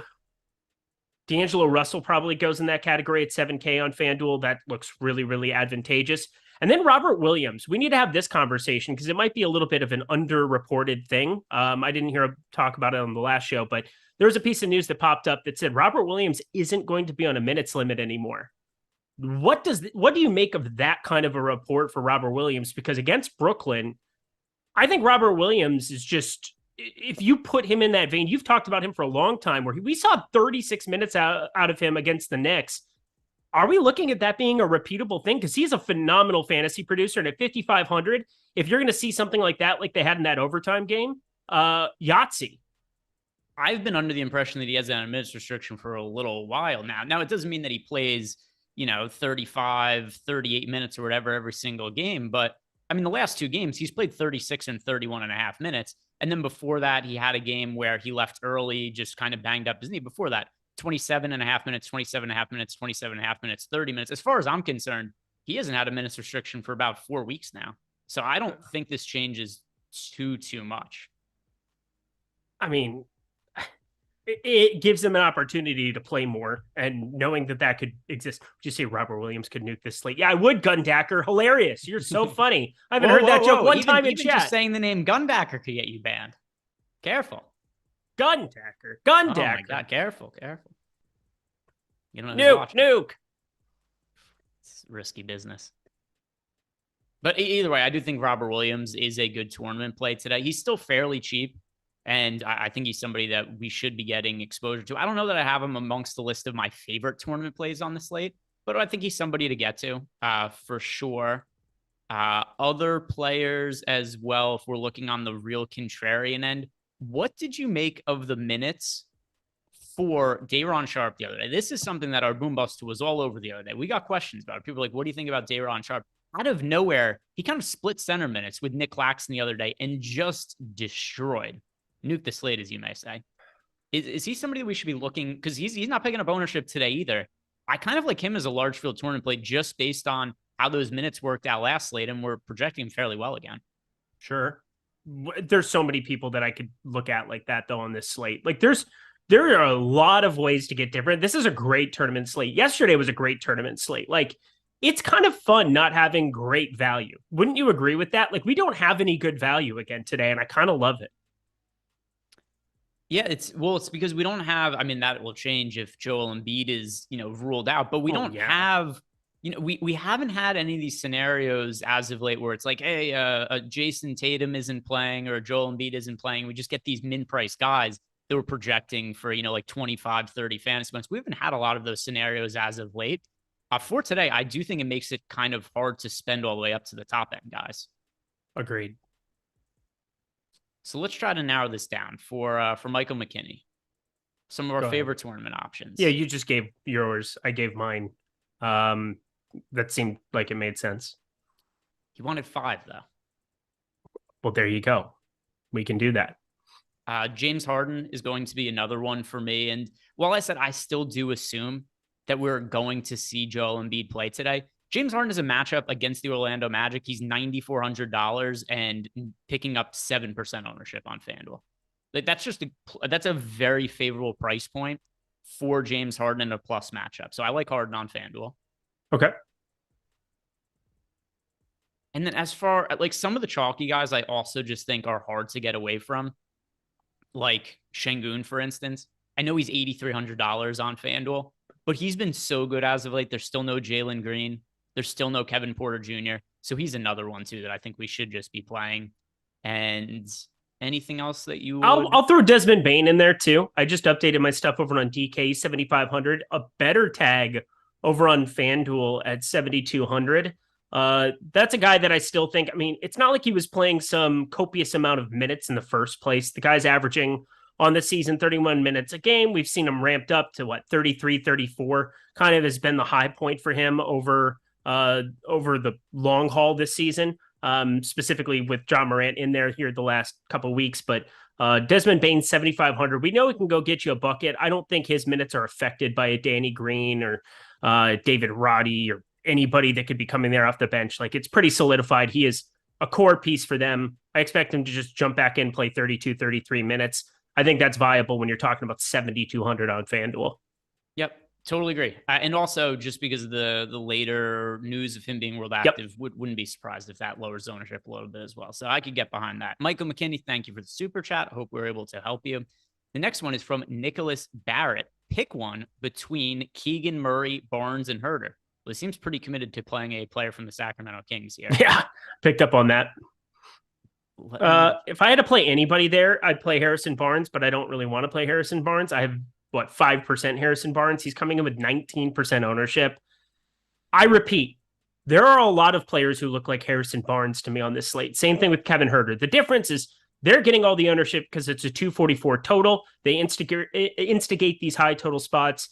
And then they're facing a terrible, no good, very bad Spurs team. So I get it, but I have a lot of players that sit in that range that I'll take the massive ownership discount and scatter to the board there.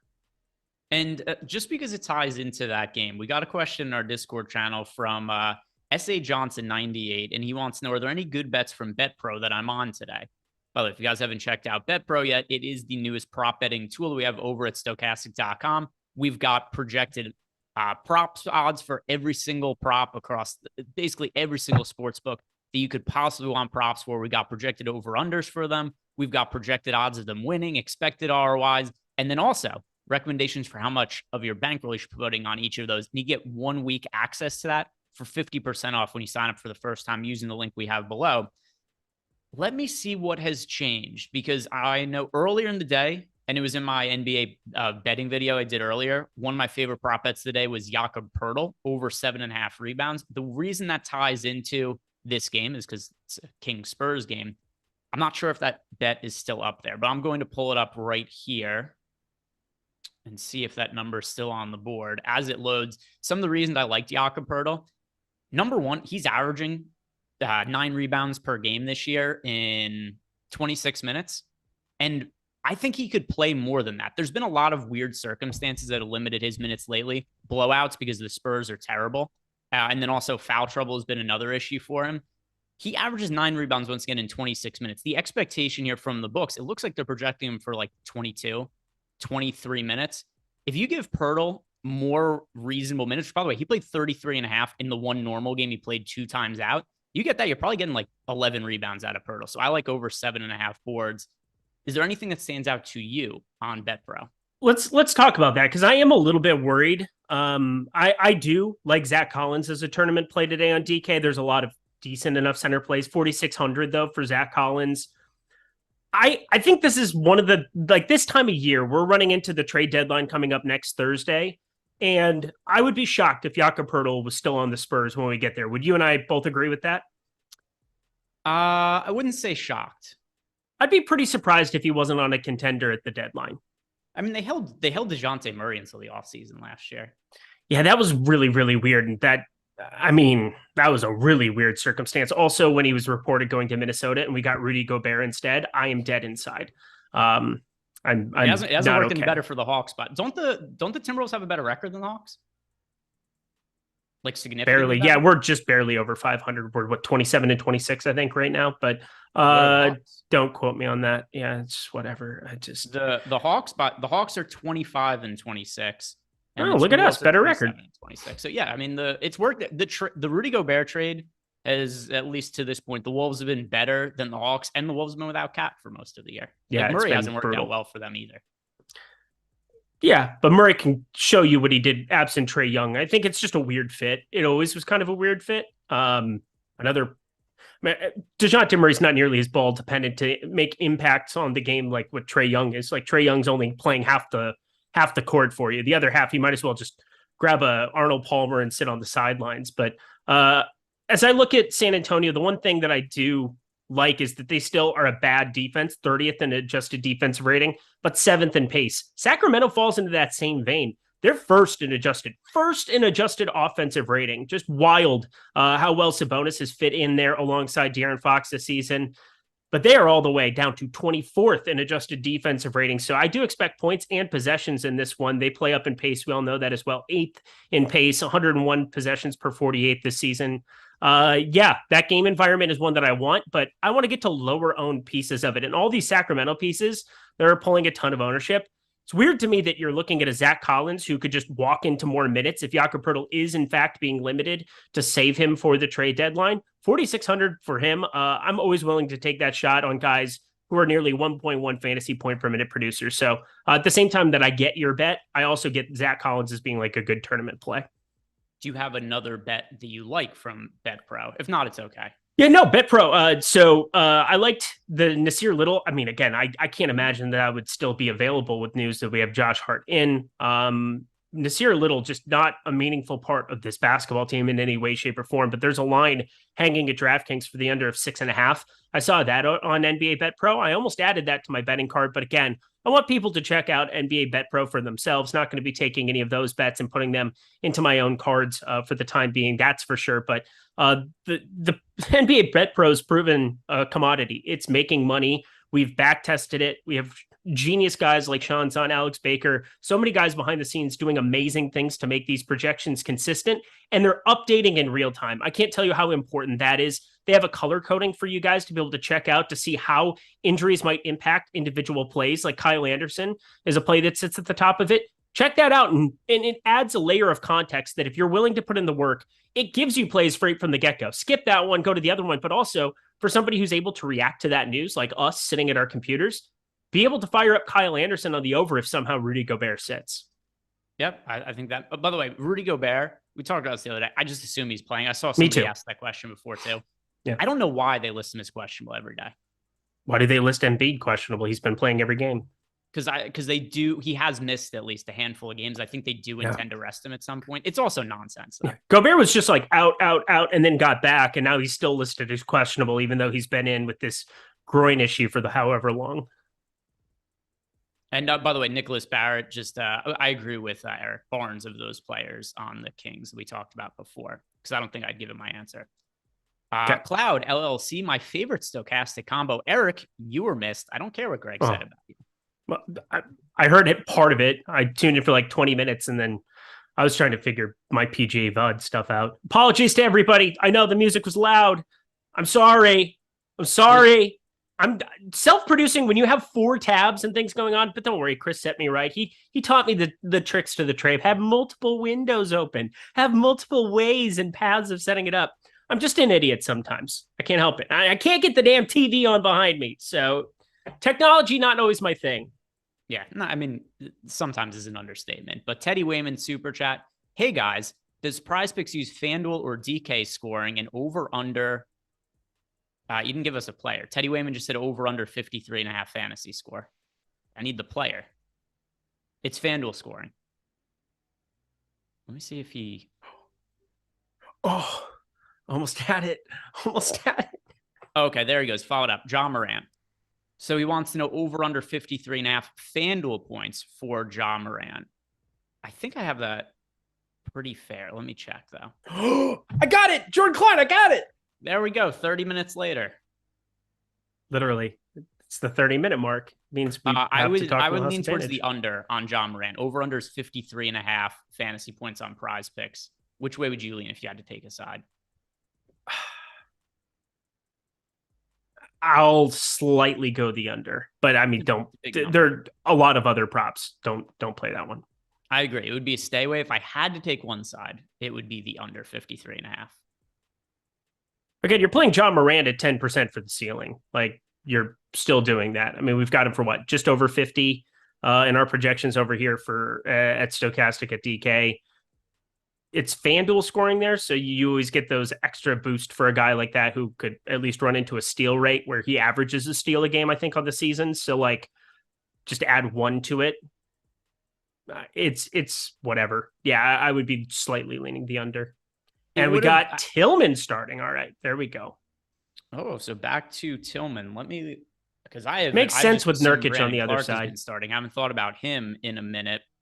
Are we going to be playing Xavier Tillman now? Yeah, we might be. We might be. I mean, I do expect it to be more of a matchup thing than anything. And Xavier Tillman, if you've watched a couple of these games, he's looked pretty good out there. Like, he's never going to be a high usage dude, but at least as a motor. So does Brandon Clark. I mean, they're kind of just two dudes that do things a little bit differently there. But yeah, only 18 minutes that you got. You had foul trouble for Brandon Clark, but Xavier Tillman came in and played pretty darn well against the Pacers. I thought there was a chance he maybe even started, but he played 25 minutes, had the lion's share of the center minutes there in that game. I don't know, 4,200. It's not all that appealing, but might get a little tiny bit out of 150. So we have seen 2 starts this year out of Xavier Tillman, averages 28 fantasy points per game. Yeah, 4,200. I mean, do you want to use a center spot if we get Joel Embiid ruled in? Which, how about that? We'll start Wednesday. Yeah. Unbelievable that happens. Don't have to worry about it. Yeah, there you go. Joel Embiid playing. So yeah, that's another guy you want to be using a center spot on. I love Domantas Sabonis for tournaments, especially on DraftKings with the double-double, triple-double bonus. Alperen Şengün, appropriately owned and just a great play. You have a lot of spend-up centers that you want to be getting to on this slate. And then out of the cheapies, you talked about Jakob Poeltl a little bit. He's pulling quite a bit of ownership. I'm going more towards the Zach Collins side of it. Just kind of flip-flopping what I'm doing with those two specifically. Precious Achiuwa obviously is a slam dunk play. His price is just not appropriate for a guy who's playing 35, 36 minutes routinely in competitive spots and still sub 6K and is a double-double machine. By the way, plus money again today over on DK to double-double. Fire that up, plus 135. But yeah, now this at 4,200, he's like the very bottom end. I don't want to play Day'Ron Sharpe do. I probably won't be doing any Mo Wagner now with Wendell Carter in, but Xavier Tillman, probably the cheapest center I'd be looking at on the board. Yeah, he's somebody who, like I said, he's played pretty big minutes when he started. And the last start, sure, it got skewed a little bit because Brandon Clark got into foul trouble. But I do think we're probably looking at Tillman playing more minutes than Clark tonight. Would you agree with that? I definitely agree with it. Yeah, so I'm going to give Tillman an upgrade here. I mean, Brandon Clark was already unplayable at the increased price and everybody being there. But for those who were curious, I mean, you still... Yeah, I mean, he's just beyond unplayable. Probably the most unplayable player above 5K today now. I would have to think about all the players above 5K, but I'm not going to. There's a lot of them, and he somehow, some way, is probably that guy. You're that guy, pal. You're that guy. You are that guy, pal. John Bryant wants to know, late to the show, who are our favorite plays at each position on DraftKings? Say that again? He wants to know who our favorite plays are at each position on DraftKings. I think he said at each play. Each position on DraftKings. Who's the player that you currently get the most exposure to? Okay. At point guard, Fred VanVleet. Point guard for me is De'Aaron Fox. Okay. 1-2 for me, so that's great. We've got, this is going to have to change, but Franz Wagner was the guy there a second ago. Mikal Bridges now has shooting guard eligibility, and that's popping up the board for me too. Yep, Mikal Bridges for me at shooting guard as of now. I'm also updating my lineups. I expect I'm going to get to a good amount of Xavier Tillman. Small forward, I like Paulo Banchero. I don't know why his price keeps dropping on DraftKings. Me too. I mean, they have 487,643 healthy bodies. That might be part of it. But Jonathan Isaac, take 10 minutes off the floor there.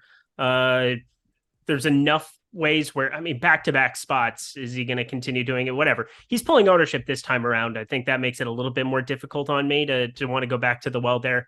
But Lauri Markkanen, by far my favorite small forward on this slate for tournaments. Yeah, 8,400 Lauri Markkanen. We also have power forward eligibility for Banchero as well. Any other small forward, power forward that you would add to the mix? I mean, Banchero, talked about Bridges before. I like him. Eric Gordon also is somebody to get to. Yep. All of those sound great. Centers for me, Şengün going to Gobert again today. And I like Xavier Tillman quite a bit now as well. Yeah, Chua by far for me at center. I'm eating that chalk. And then I've got it spread out where it's Şengün, Embiid, and then again, Zach Collins. I think that's, if people want to go to the Pirtle, I'm going to go to the Collins.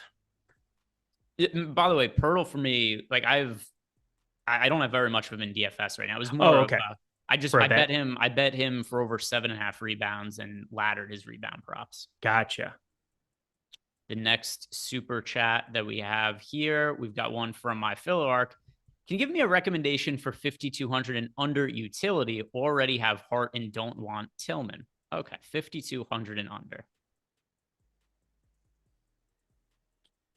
Let's see who stands out for 5,200. I like Jeremy Sohan. Well, so Josh Hart would be the answer for me. Yeah, he's popular. He's really popular. Sohan is the one that projects the best for me, but I also am not playing him. I am. It seemed like he was going to break last slate, did it not? I think he scored I think he had 24 fantasy points in the first quarter of the last game and finished with 27. Well, here's the thing. You're going to take Pirtle off the floor more too. I think Jeremy Sohan is just going to have an opportunity to play giga minutes and giga opportunity when they play competitive games, which this sets up to be more competitive than most. I mean, Sacramento, they're 7-point dogs there, but it's up tempo. And again, I like getting to low owned pieces of that game. That's why I'm getting to Collins. I'm getting to him as well. I do like Trey Jones. That was one guy at the point guard position we didn't talk about, but now that price has come down sub 6K. I don't have 0 Pirtle. I have 7%, so that's whatever. But I like getting to the low owned pieces. I think he's a phenomenal addition to what Zach Collins is 6%. He's at 5%. Fire both of those two up. Scroll up. Here we go. We got Teddy Wayman. Thank you. Gifted out some Stokastic YouTube memberships. We appreciate you, Teddy. The next one, Shane Daly. Watch out for Lipsky at Pebble Heart or Murray. Oh, I love David Lipsky at Pebble for this week, by the way. Check out the PGA Live Before Lock show. After us, we'll be going the extra half hour. You have half an hour to go grab some dinner, come back to your computer, and then definitely be checking out Ben Raza, Jeff Ulrich breaking down Pebble Beach. That'll be fun. But I like where your head's at. David Lipsky, definitely somebody I'm high on for this week. But what was the actual question? That was the question. Oh, there it is. I love David Lipsky for this week. Cyber Real Estate. I'm playing a home team fantasy subscribers. Will Tatum be the top fantasy player playing at home today on Jock Market? I think Joel Embiid will be. Yeah.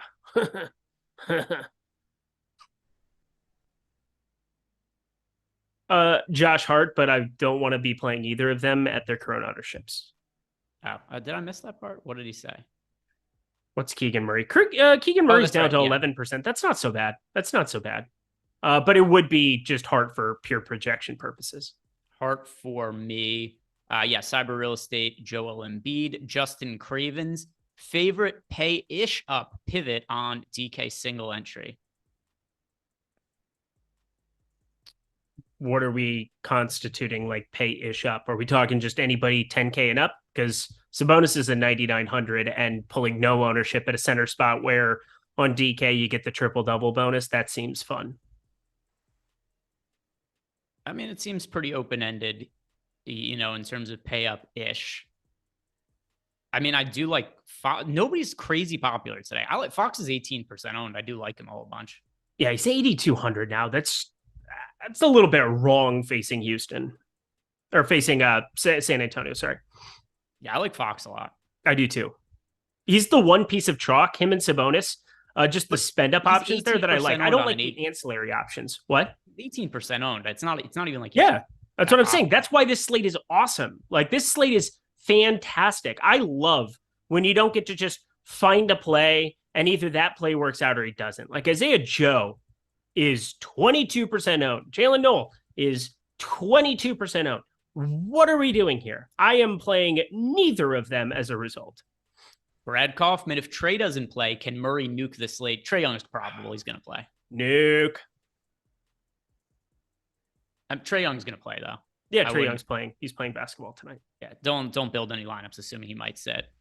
Wade W. Mo Bamba is more garbage than Metallica over after 1991.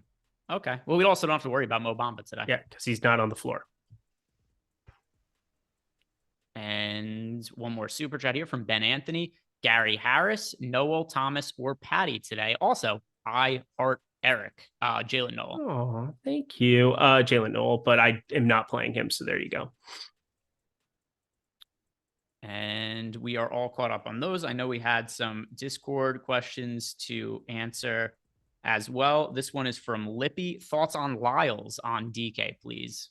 I'm not playing Trey Lyles today. I can't do it. Look, there are always going to be those random games where you see the box score and somebody just plays a lot more than you think.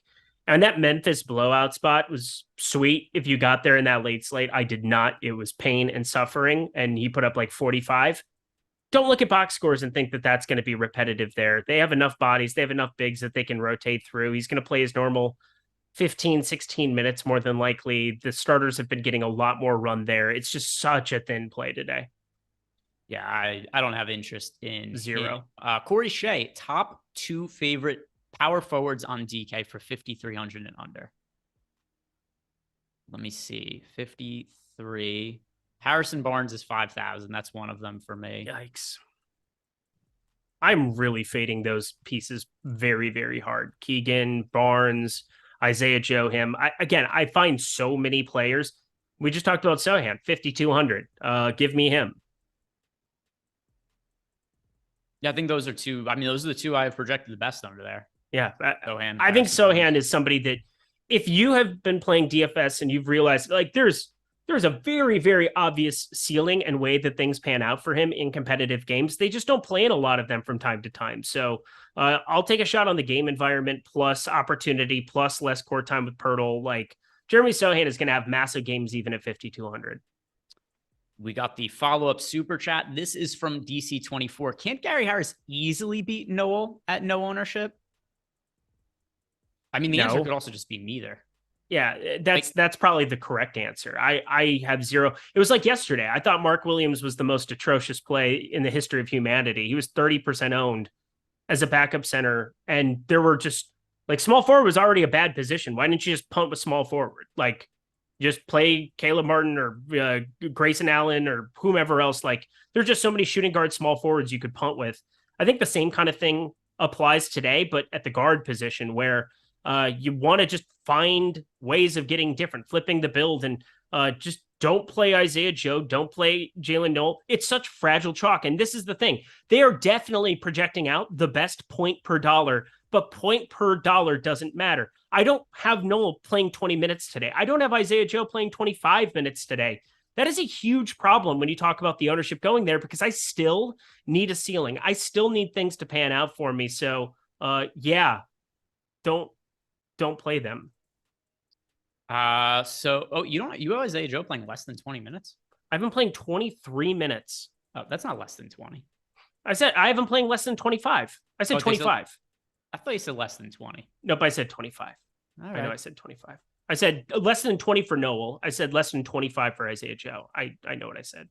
Fair enough. So when it comes, by the way, those two guys, I would rather play Noel than Gary Harris. I would rather play Noel than Gary Harris, but I'm not going to play him, and I'm not going to play Gary Harris. The next question we have, that's just the same one from before. Does Nick start again for Houston today? I mean, Sorry, what was that? yeah, I think so, but we'll find out. Daishen Well- Nix. That's one play I'm getting to at 3,500. He's 15%. I have like 15% of him exactly. Yeah, I like Daishen next. It's just 3,500 on carrying less ownership than the other two. The only point guards I have more exposure to the Knicks right now are Fox and Trey Jones. That's wild to think about. Welcome to the slate that we have before us here. I also do have some complete filth that are showing up in my lineups. Like I do have some Romeo Langford, which is just, again, they all project poorly. Like it's not like these are amazing value plays. So just give me some lower owned pieces that I have pretty similar. Like what's the difference in terms of your projection for Romeo Langford and Jalen Noel today? Because I have them within 2 fantasy points of each other. Between who? Noel and Romeo Langford. Let's see. Noel, I have for 18.5 and Langford for 13.5. Okay. So it's a little bit more, but I mean, he's played 26 and 25 minutes now and starts his last 2. He's going to be, I mean, he's questionable right now, but assuming that he ends up playing, he's a flat 3K. He's a flat 3K. Yeah, I mean, that's just I have him for 13.5 fantasy Yeah, points see, it's right not now, fun. which I don't think is crazy. I mean, he's averaging 17.5 as a starter this year. I don't And I agree assume that he's gonna Eric be on knows what he minute says, limit or he also, still might be if on he Twitter. plays. I do know what I said. I know exactly what I said. They sent me the tweet that I said and said that this is what I am flagging you for, and this is what you've done wrong. It's just that it's not bad. It's a little bad. I mean, you threaten nuclear war. That would be bad. Like, I don't want that. I thought you were being a proponent of mine. I thought you were in my corner. I am. We were I also just don't friends. want nuclear war, though. Like, it could go both ways.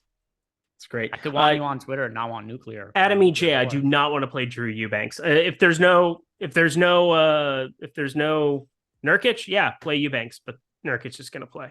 Yeah, like got Colin Richardson. Nurks are bad, okay? Yeah, exactly. No, nukes are bad. Nukes are bad. We don't want them around here. That's fine. Cyber real estate. What is a typical average benchmark for your team? So say your team total fantasy score equals top 5% on a DraftKings Classic NBA tournament. It's all relative to the slate, right? Because if you have a min price guy who's just an outrageous value play that's projecting for 30 fantasy points that everybody has, your lineups are going to project higher. Like my best lineups today project for less than 270 fantasy points, but you just can't make lineups today that project for more than that because it's just the nature of how much value is on the slate. Yeah, I mean, I'm sorting my lineups here now. I have lineups. My top one is projected under 271 right now. So there isn't a typical benchmark. Like I don't build my lineups like I need this. You can only work with the players that are on the slate. I only did this because I was curious. Like there's lineups I have that have 264. And again, I'm trying to sort and do certain things. I don't think there's any massive news that's going to get dropped in the next however long, but I just find sometimes you can overcomplicate things to a certain point in NBA DFS where you just want to make it clear cut, have good lineups, play some of the best plays, but also find some low on pieces. And then on days like today, where there aren't great pieces of value, really do a good job of saying, is this play worth it at this ownership? And you can still build a good lineup around Noel. You can still build a good lineup around Isaiah Joe. I totally get it. But the way that I play DFS, I'm going to find comparable plays to them that are projected within 2 fantasy points for me. And I'm going to just take that every single time, especially a guy. Is Romeo Langford good at basketball? Is he somebody that I remotely want in my life? No, I don't. But he's a flat 3K, saves me 300 or 700 off of the more popular pieces. And assuming that he ends up playing, he has an opportunity at a flat 3K to work out with players and builds that nobody else has. So like, these are the kind of things where you want to be different. You want to be different more sometimes than you just want to be along with the entire field jamming the same good piece of value. Got some more questions coming into Discord, and I'm also uploading my lineups. And here we go. All right, I'm all set. I don't think anything's going to change. So just wanted to have that out of the way. Yeah. How much Joel Embiid did you get to? Let's see. I have like none, and I am very, very nervous about it. So I end up a bunch of centers just grouped together. I basically only have significant amount of exposure to 4 centers: Gobert, Şengün, Tillman, and Embiid. You have no Precious. I think he's a little bit too expensive. I have a very limited amount of him. I might have to give him more than if you're. I mean, I think he's just the best center play period on this slate by a substantial margin. If you put 36 minutes and just, I mean, obviously price meets ownership meets everything else. Maybe he ends up more popular and I'll be kicking myself. But if that's the case, I want to get to a lot of him. And I totally get it. There are tons of centers to play today, but he's the best. 36 minutes would be a lot, in my opinion, though. He played, so the last 2 starts, 34 and 33 minutes. Yeah. I mean, it kind of depends. I mean, it just really depends.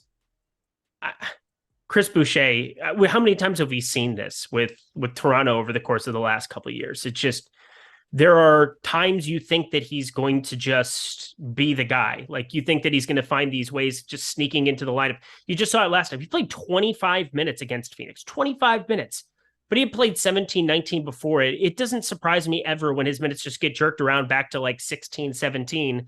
And then Precious is definitely going to be playing the lion's share of it. So you never know. I gave him 34. Okay, that's fine. I give him a little bit more, and I think that's why he's coming up everywhere for me. Other questions here. Darren Anderson, thoughts on Colin Sexton for a DK GPP in single entry? I don't think I have exposure to Colin Sexton. I like. I want to double check and make sure. I like Malik Beasley today. That was a guy that I was a little bit surprised that let me just find Utah, because this team overall I think is coming in pretty underrepresented. I talked about how much I liked Lauri Markkanen. I'm obsessed with Lauri Markkanen on today's slate. 8,400, small forward, power forward eligibility. He is just a dude for me that if he doesn't play well, I'm probably going to be in trouble today. Mike Conley, I never play, so I think he's coming in over-owned, and I get why people want to do that, but I really like getting to Malik Beasley today. He's 6%, 4,700, shooting guard, small forward, and coming off the bench, still played 30 minutes against Dallas. That is a very, very positive thing for him. He's a willing participant in the shooting department from time to time. He's going to come out there and have some usage, but I like that second unit situation for him. 20% usage for him last time out, as opposed to 15, 16, 16% usage there in the previous 3 games out of the starting unit. So I think it's a very good thing having him come off the bench. I think you could spike some more upside with it. And if you guys haven't checked out No House Advantage yet, their contest is going to be locking in 8 minutes. A little bit of overlay over there right now. So if you guys haven't sign up using our link below, because it is going to get you up to a $100 bonus on your first deposit. But also there's NHA bets against the house. So not just DFS over there. And Eric and I are going to be looking through the NHA bets against the house in the post-lock show and trying to find some ones that we find some value in there. By the way, Jay, I see your super chat on needing help in the Suns versus Hawks showdown contest. I'm going to answer that after we get to lock, just because it's less time sensitive than some other people's questions. I see it though, and I'm going to help you. I'm going to answer your question. I'm just going to do it after we get to lock so we can prioritize some of these other ones. Sergio Vega left a super chat, but the message was retracted, so I don't know what the question is. Banned. What's it feel like, huh? No, I don't know. Let's see. If you throw something censorship. Yeah, if you throw something in, you don't have to leave us another super chat. Just throw. Oh, here it is. Tillman and Aldama together. I prefer Tillman. I don't have Aldama exposure. Yeah, the Tillman thing is very interesting to me. I think he's going to come in really, really low owned. I think we're all right just firing up as much Tillman as you want. Yeah, he's been good as a starter this year, and he's played big minutes as well. I think we should be playing him. I think it's just going to be a hot hand approach, like Tillman, Clark, like. I wouldn't be surprised to see Clark end up playing 26 and Tillman like 22, but I think that'd be surprising just because I think they're going to play the matchup thing depending on who's on the other side. They'll be happy to go to Tillman against like true bigs as long as this maintains, as long as he's playing well. The next super chat we have here is from Tyler Sappington. Seth Curry or Derek White as the last man in on DK? My gut feeling is neither, but let me see what players are priced around them. I saw the next one, Sergio Vega, Tillman, and Aldama together. I think Aldama's out. So no, that was one we just answered. Yeah, no. So don't do that. Thank you. Just making sure. Yeah, Aldama's in, but it's Conchar that was the guy who got ruled out.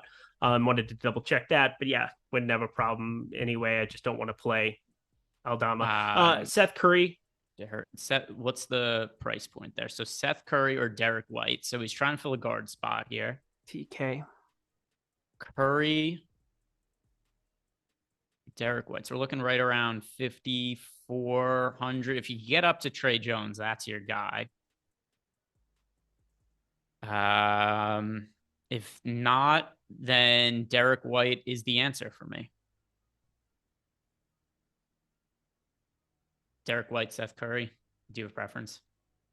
No, I have zero preference. Neither. I have not thought about either one of them at all. Yeah, I have of the players in that 5,400 price range, I do have Derek White projected the highest. So I assume just last man in, that's the amount of salary you have left. That's what I'm going to be picking there. Next question is JR, Conley or Brogdon for FanDuel cash? Conley or Brogdon? That is Brogdon for me. Brogdon as well. I'm not the Mike Conley guy anymore. I was once upon a time. I'm no longer him. Brogdon's playing a ton of minutes, by the way. He should win 6th man of the year, which I say only because I have tickets on it. Coley Poston, like thoughts on Morant and Lillard ping-ponging? Can they get there with everybody healthy? Neither of them are priority plays for me, but both of them are, I think, tournament options. I prefer other point guards, though. Point guard, I'm going a little bit cheaper at. Like I said before, the players I have the most exposure to at point guard are right now Trey Jones, De'Aaron Fox, and Daishen Nix. And super chats. I think we've got, Harrison Barnes or Sokan for cash. Harrison Barnes. And it depends also like what, I think Harrison Barnes should be projected higher, but Eric also brings up a good point in terms of Sokan's very low owned. If you already have a pretty chalky lineup, then I think Sokan's a good pivot off of Harrison Barnes. I do have Harrison Barnes projected better if that's all you care about, though. I also will say Sohan is projected lower other places across the industry today than is it Stokastic as well. And I think we're on the right side of that one. I definitely think you want to give him the old boost. Dahmer, thoughts on Naz Reid at $3,800? No. I am not playing Naz Reid. Nope. Yeah, obviously, that would change if Gobert is rolled out. I think Gobert plays, though. If Gobert ends up sitting because he is officially questionable, then as much Naz Reid as possible. Enzo Boza is 100% Şengün, too much Şengün, and shout out to Lindquist. Yes. Oh, God, I am loved. That feels nice. It feels good. Steven Eckelman, small forward or power forward for $4,200 and under on DK. Let me sort by forward, 4,200. I do not like my answers here. I mean, the one that projects the best for me is Torrey Craig. It's not great. It's never a good tough start. Price point. I don't mind Boucher in tournaments either, but Torrey Craig's the one that I've projected the best. Do you have a different answer? I don't. Go ahead. All right. I'll answer these. Mike L. Precious and Robert Williams or Tate and Şengün for a FanDuel GPP. I will say Precious and Robert Williams for that one. Coley Poston. Oh, that's the question that we answered I'm with before. You. So let me go into our Discord channel now. And we've got here Şengün and Banchero or Embiid and Tate. Şengün and Banchero.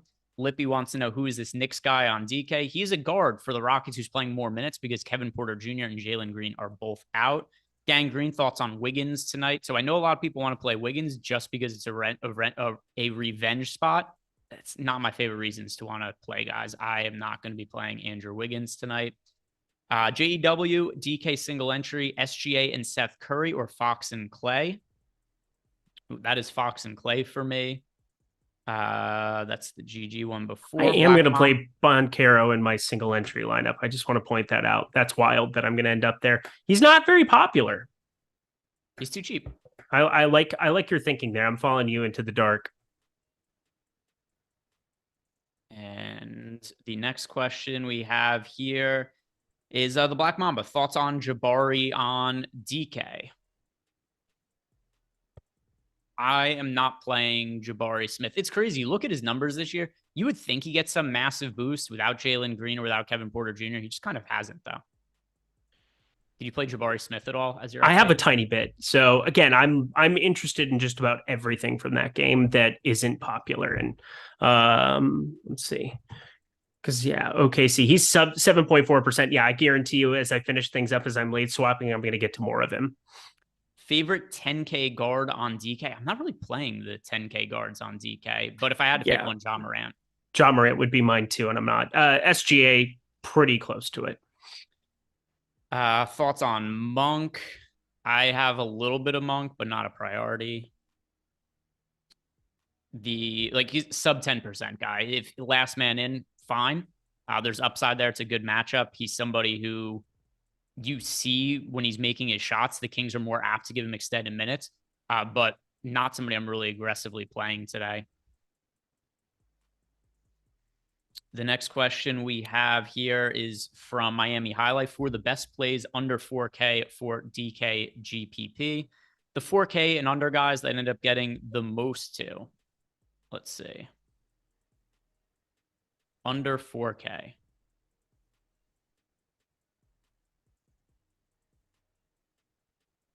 Dacian Nix.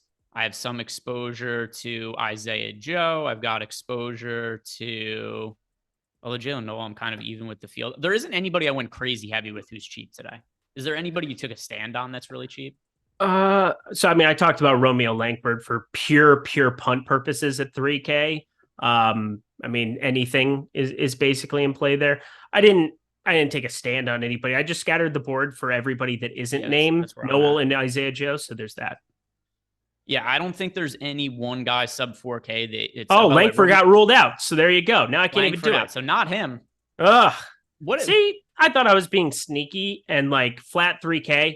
Just punt and find something better in your life. Like, now I'm a lost soldier. Where do I even go? That was sarcasm, by the way.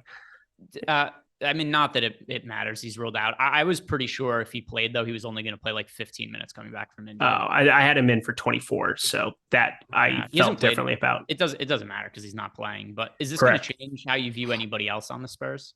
No, because again, we've seen this now. They'll just play Branham. Josh Richardson is in, so he's available to play. I don't know. You can always spike random upside there, but he's not cheap. He's 4,500, so it's not really a punt. For me, I was just looking at like a pure punt, somebody that made sense. I thought at 3K, he was super sneaky to play like 25, 26 minutes. That's what he did play in his previous 2 starts. So take that off the table. He also would have needed to be starting, which was another huge caveat for that. I suppose I should have thrown that in there, but he had been starting for the last month and a half leading up to it. So I would have assumed he would have if he was in, which he is not. I like Dope Heathen coming in. Wizards Pistons postponed. Oh, wow. Thank you. I did not notice. I can guarantee you Bradley Beal isn't going to break this slate. Idiots. You going to play Bradley Beal? Absolute dunce caps. There was a dude who called me a tool in the chat yesterday. I thought that was pretty funny. I was actually laughing, but then when I went off on him, I was just like, he looked like some 65-year-old trudge individual that just like wanted to let it be known that I was a tool. If you see somebody with a wrench next to their name in the YouTube chat, it just means they're a tool. That's what the designation means. Oh, yeah, that's what it means. To be fair, that's a good point. To be fair, I don't think he meant that. Yeah, no, that's what it is. Yeah, we're if you look, post in chat right now, you'll see. Tillman is 18% owned. What? Who is? Tillman got to 18%. I mean, it's not that significant. I mean, I have more than that, so I'm okay with it. I'm surprised he got there. I have 17%. Never mind. Whatever. Love holding hands. I don't think there's going to be any kind of crazy predominant chalk today. Yeah, he is the one guy that when that news came in, I felt pretty comfortable playing him in my single entry as like my main piece of value. I was like, awesome. And now he's very popular everywhere. Good to know. Some more questions that have. Oh no, I think we answered everything. And David Porter, I see what you're doing. I see the joke you're making. He's just running it back. By the way, something that is relevant is that Justin Kelly said that he's 25% in the $100. I think that's usually, at least from a projection standpoint, if somebody is higher ownership in the $100 compared to like the $15 or the $4 something, it means that they're probably a better play in general. Yeah, Tillman's, they just said 12.7% in the $15, 12% in the 4. He's under-owned for that. I can guarantee you. He's that I would want more than that. I have 17. I do have more than that. Yeah, there you go. Go us. Let's look at some of the no house advantage. Oh, actually, you know what? I wanted to answer. My bad. I did this. Hold up. Justin Kelly, Tillman to 7x needs 28 points. Stop thinking about multipliers. Just please, for the love of God, stop it. Stop it. Don't think about multipliers. We talk about them like in passing sometimes just to give us a gauge of what we're talking about, like to compare a projection to do other things. But that doesn't matter. I'm probably going to need Tillman to go for 30. There are a lot of ways that Tillman plays 30 plus minutes in this spot, and that pans out at 4,200. There's also an absence of value. You have to look at everything relative to other players at the position, other players on the slate, what the value looks like. Every slate is different. That's why this is fun. That's why you guys tune in, I would assume. Probably not because of my singing talents or Greg's hilarious comedy, but like, I'm just saying, like, you're tuning in every day because every day is different. That's why I enjoy this job so much, is I get to, have the same slates, but they're completely different every single time. We get to just try to predict the future. It's beautiful stuff. I was under the impression that they were here for your singing in my comedy. Well, they're not. So Fuck. I know, it's a bummer. What is your shirt today? Is that Pokemon or what is it? Yeah, Pokemon. I just saw Pimon and I assume, oh, that's a sick shirt. Yeah. Also, you're starting to get the veins in the arms, dude. You've been working out. I've worked out like every day since college. Oh, well, I'm just saying that the veins are exponentially more pronounced in your elbows and in your arms. You're starting to get built over there. The fucking elbow veins. All right, stop hitting. Let's on go. Me. We got a show to do. We got 24 minutes, and we can do whatever we want off camera. I got a flight. You want to meet in South Dakota this weekend? I do. Do you need a +1 for that wedding? Yeah, no, we'll just send my wife home. Actually, considering California to South Dakota, it was 3 degrees there yesterday. She's not excited. That heroin is flowing. Yes, that's what Greg does every single day is he hits up heroin and gets on shows with me because he's the one who's high energy and can't be tamed on these shows. Well, this is how you know that Eric is a bit of you don't go to heroin for high energy. Oh, you don't? No, not typically. Never done heroin. I don't. Yeah, not typically. It does actually. That would be. I think that would totally alter your. You should, just for shits and giggles and document it a little bit. Not like as just to experiment, not to like get into it and live the lifestyle. There's a joke there somewhere, and I'm just gonna let it be. And we're gonna move on. Yeah, I'm just trying to push you towards it. But anyway, we got the question from Jay before because Jay wanted to know who our favorite plays were for the Suns-Hawks game tonight for Showdown. And I said I was going to put it off until after lock because I saw that we had a bunch of questions piling up and I wanted to make sure we got to those. But I do have lineups run for Showdown tonight for you, Jay. The captains I got to the most, number 1 was Chris Paul, then Trae Young, then Mikal Bridges. As for players in the utility, DeAndre Ayton, Chris Paul, Trae Young, some cheaper guys that I got to, Torrey Craig, and Josh Okogie. It's Josh Okogie on the radar. Look at you go. I thought about him and I didn't pull the trigger. For Showdown, he's $1,000. That's the only. Oh, I thought you meant for like the slate today. I was like, he's a flat 3K. I just seriously took every player at 3K and like grouped them and was like, what is the scenario? And then obviously Okogie had no place in that, but I just remember looking at his name earlier. So for Showdown, there's random ways where if he gets on the floor, yay. But like, it's going to be a very unlikely play to work out for you. We have projected for 14 minutes. Best of luck to you. We've got some more super chats coming in. This one is from Loco. Why is it so funny that I don't know what heroin does? I thought heroin was like a cocaine thing where you got excited, you got happy go lucky. No, you just like fall asleep. So the other thing too is Eric has watched so many movies. He's watched so much media, so much TV. Like even like Breaking Bad. What happens when Jesse and his girlfriend do heroin? They just that's true. They do. That's what happens in movies. They didn't make it. Honestly, whatever it is about like the drug use in movies and everything, I'm never paying that much attention to it, if that makes sense. Because I always feel like it's so weird and people overact that stuff anyway. It's like the number one way that you can act like you're drunk, high, anything else is to act against being drunk or high. Like that's And it bugs me to no end when you see an actor just like playing into like, oh, look at me, I'm fucked up. Like, I hate it. Well, if you're playing if you're trying to pretend that you're somebody who's on heroin in a movie and you do that by pretending you're on cocaine and go the exact opposite, that's not going to seem very realistic either. Eric's a square for not doing heroin? Are you kidding? I agree. I think Eric's a pussy. I think that we're gonna have to lay some ground rules here. I don't even know I could hire anybody unless they've tried heroin before. That's gonna be part of the new interview process. So no house advantage. Yeah. How often do you do H? Like that's just gonna be part of the thing. We start asking people. You're on thin ice here, Eric. We got some more super chats. Dude, bro, smack. Bullrat 14. How much McDermott? Who below 3,400 on DK? I am know not McDermott. McDermott. Yeah, we're on the same page there. 30 below. So we need 3,300 or below. Or is it? Yeah. Why is chat blowing up over this? I don't understand. Eric is more of a Tide Pod guy. That is hilarious. You know who's big Tide Pod energy? Who? Rob Gronkowski. Like that's a massive Tide Pod energy guy. Totally. Oh yeah, no, I'll eat that Tide Pod. Here we go. Hell yeah. Smash the beer cans. Let's go. If you have to play one guy, to me, Noel's pretty clearly the best. I know that you don't necessarily love him, Eric, but yeah, it's an ownership thing. That's what it is. It's Noel. Like I don't even know who else I would consider at this point. Yeah. Somebody's $3,300 in salary left. Who would you tell them to play? I can't do Romeo Langford anymore, so I'm curious to see what happens to my lineup since I update them to there. 3,300 or under. Well, Aldama just locked. He would have been the guy I had the highest projection on. I played a little. I have like 5% Jalen Suggs, which is wild. 3,100. I didn't even notice that. Probably should have done something about that considering it just locked.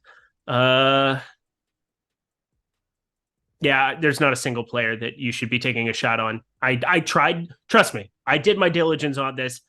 What I came up with was Romeo Langford, who is now not playing basketball today. So there you go. We got some more super chats coming in. Then we're going to talk about No House Adventure and just some bets in general. Any bets that we find over in Bet Pro, the prop betting tool we have over at Stokastic.com. We'll be talking about some of those. But first, finishing up your questions here. Darren Anderson, more probable. Eric on a no-fly list. Eric on a no-fly list, or Eric wins a GPP? Well, I mean, I've won GPPs already this year, so that would be silly. Actually, I've gotten second in a lot of GPPs this year. I got second in the legendary contest there, got second in single entry last week in the $5, got second in, what was the other one? I got 19th in the $15 yesterday, which is probably my best finish this year in that, which is not good. Yeah, probably doing heroin, according to you. Thanks. Well, very nice of you. But that wasn't, it was more probable Eric on a no-fly list or Eric wins a GPP. No, no-fly list for sure then, right? Well, Eric is, here's why the answer is no-fly list. Eric's going to, is going to be going on a vacation, so he has to take some time off playing DFS. So in the immediate future, the answer has to be no-fly list. Yeah, for fear of losing friends and a wife, I need to not play DFS for the next 3 days. Yeah. Eric on a no-fly list for trying to smuggle heroin into South Dakota, which is the only thing to do there, I've heard. You're not wrong, pal. You're not wrong. John Bryan, best play 5,500 and under on DraftKings. I can't remember if we answered this one or not. I feel like we did, but who knows? I don't remember anymore. I think we've said a lot of things lately. 5,500 and under. I love the Sohan play still. I'm just going to keep saying him over and over and over and over and over and over and over and over. So you know what? It was before it was forward. This is just 5,500 or under in general. Jakob Poeltl for me. Okay, not for me. And there's also, I mean, there's a pretty, what's the price difference between those two? 300. It's not that significant. I don't know. But one other play that I guess we didn't talk about earlier that I think at least bears a discussion point. I love Klay Thompson for tournaments today. He's 6,900 going up against Minnesota, and pretty sure Golden State plays tomorrow, and Klay Thompson is in the starting lineup there today. He is going to play max minutes, like whatever it is. He's played 38, 37 here. It's projected to be a competitive basketball game. I don't know how you don't just play 37, 38 minutes blindly of a sub 7K Klay Thompson and hope today's the day he makes a ton of shots, considering he's 12% right now. I think they just give him a massive minutes allotment where the other guys on that team might see a couple fewer minutes, like a minute or two fewer, just to account for the back-to-back. They play Denver tomorrow in Denver. So load up on Klay Thompson. By the way, Enzo Boza did follow up and said that he is he just said fuck it. He's playing 100%. Nurkic Just said he's playing 100% of Şengün anyway. By the way, you know, he's off to a good start. Who? Xavier Tillman. We are 2 minutes into the game, and he is. This is how you know you're going to run good on a slate. You're 2 minutes in, and Xavier Tillman is 2 steals. Oh, honestly, those are the best. When you get on a guy really late on that, you talk about him, you recommend him, you understand that not everything's going to update correctly immediately for it, but you just jam it and it works out. It's the best feeling. Like it really does feel nice. We've also got Nurkic is questionable to return. Went to the locker room. With shit. So whoever it was that said Drew Eubanks, congratulations. Go collect your money at the front window. Yep. Eubanks has just checked in. So Eubanks probably going to. I think I had. Yeah. So let me see. I didn't take him out of my pool. I have 1 in 120 lineups. So I don't think that's good. I might be in trouble. Did he end up popular? I highly doubt Drew Eubanks is popular. I mean, I meant like is he above 1% or not is kind of what I was getting at. That's like the line of popular. Ooh, that one lineup did end up in a contest that isn't complete dog shit. So that's good. Okay. Let's see. It has Damian Lillard who locked already in that one too. That's a problem. I don't like that. Drew Eubanks is 0.8% owned. Yeah. God. Yeah. Of course it would have Lillard in that lineup with him. I hate that. No Memphis. All right, whatever. Malik Beasley, I'm telling you, that is the dude that I think is going to win somebody a tournament tonight. We just got a super chat from Adam Scherer. No question. Just to see. Oh, no, there it is underneath. Noel or Isaiah Joe? I do prefer Isaiah Joe to Jalen Noel. Same. Thank you for the super chat, Adam. Just a minutes thing for me. If you're going to pick one, I'm playing 0 of either. I think that hits all the super chats. Let me just check Discord and make sure there's no questions there. If not, Jordan, fire up NBA Bet Pro, and Eric and I are going to go look at that, and we're going to look at no house advantage and see what props that we potentially like against the house when it comes to that. Here we go. B Calicor, our guy here says, I don't know, but if I did, I want it to be with Ehrenberg Greg. Are we talking about I assume, I mean, just I don't know that much about Lee, but I assume he's talking about the heroin thing, right? Heroin. Who's the guy who does the bit about cheese and heroin? He's like, you know, they have this thing that it's called whatever, you know, it's like heroin, but you take cheese and it goes with heroin. It's like, it's just cheese heroin. I can't remember which comedian that was that had that joke. I don't know. It sounds like a fucking great punchline, though. It was really good. Just wasn't trying to deliver the joke myself. I'm not trying to. Somebody probably Hedberg. It was not Hedberg. It's more recent comedian. All right. Well, I googled cheese heroin. Cheese. I love that we are on opposite coasts doing an NBA show, googling cheese heroin comedian bit. Kamal. Heroin. Kamal. Kamal did it. Who did?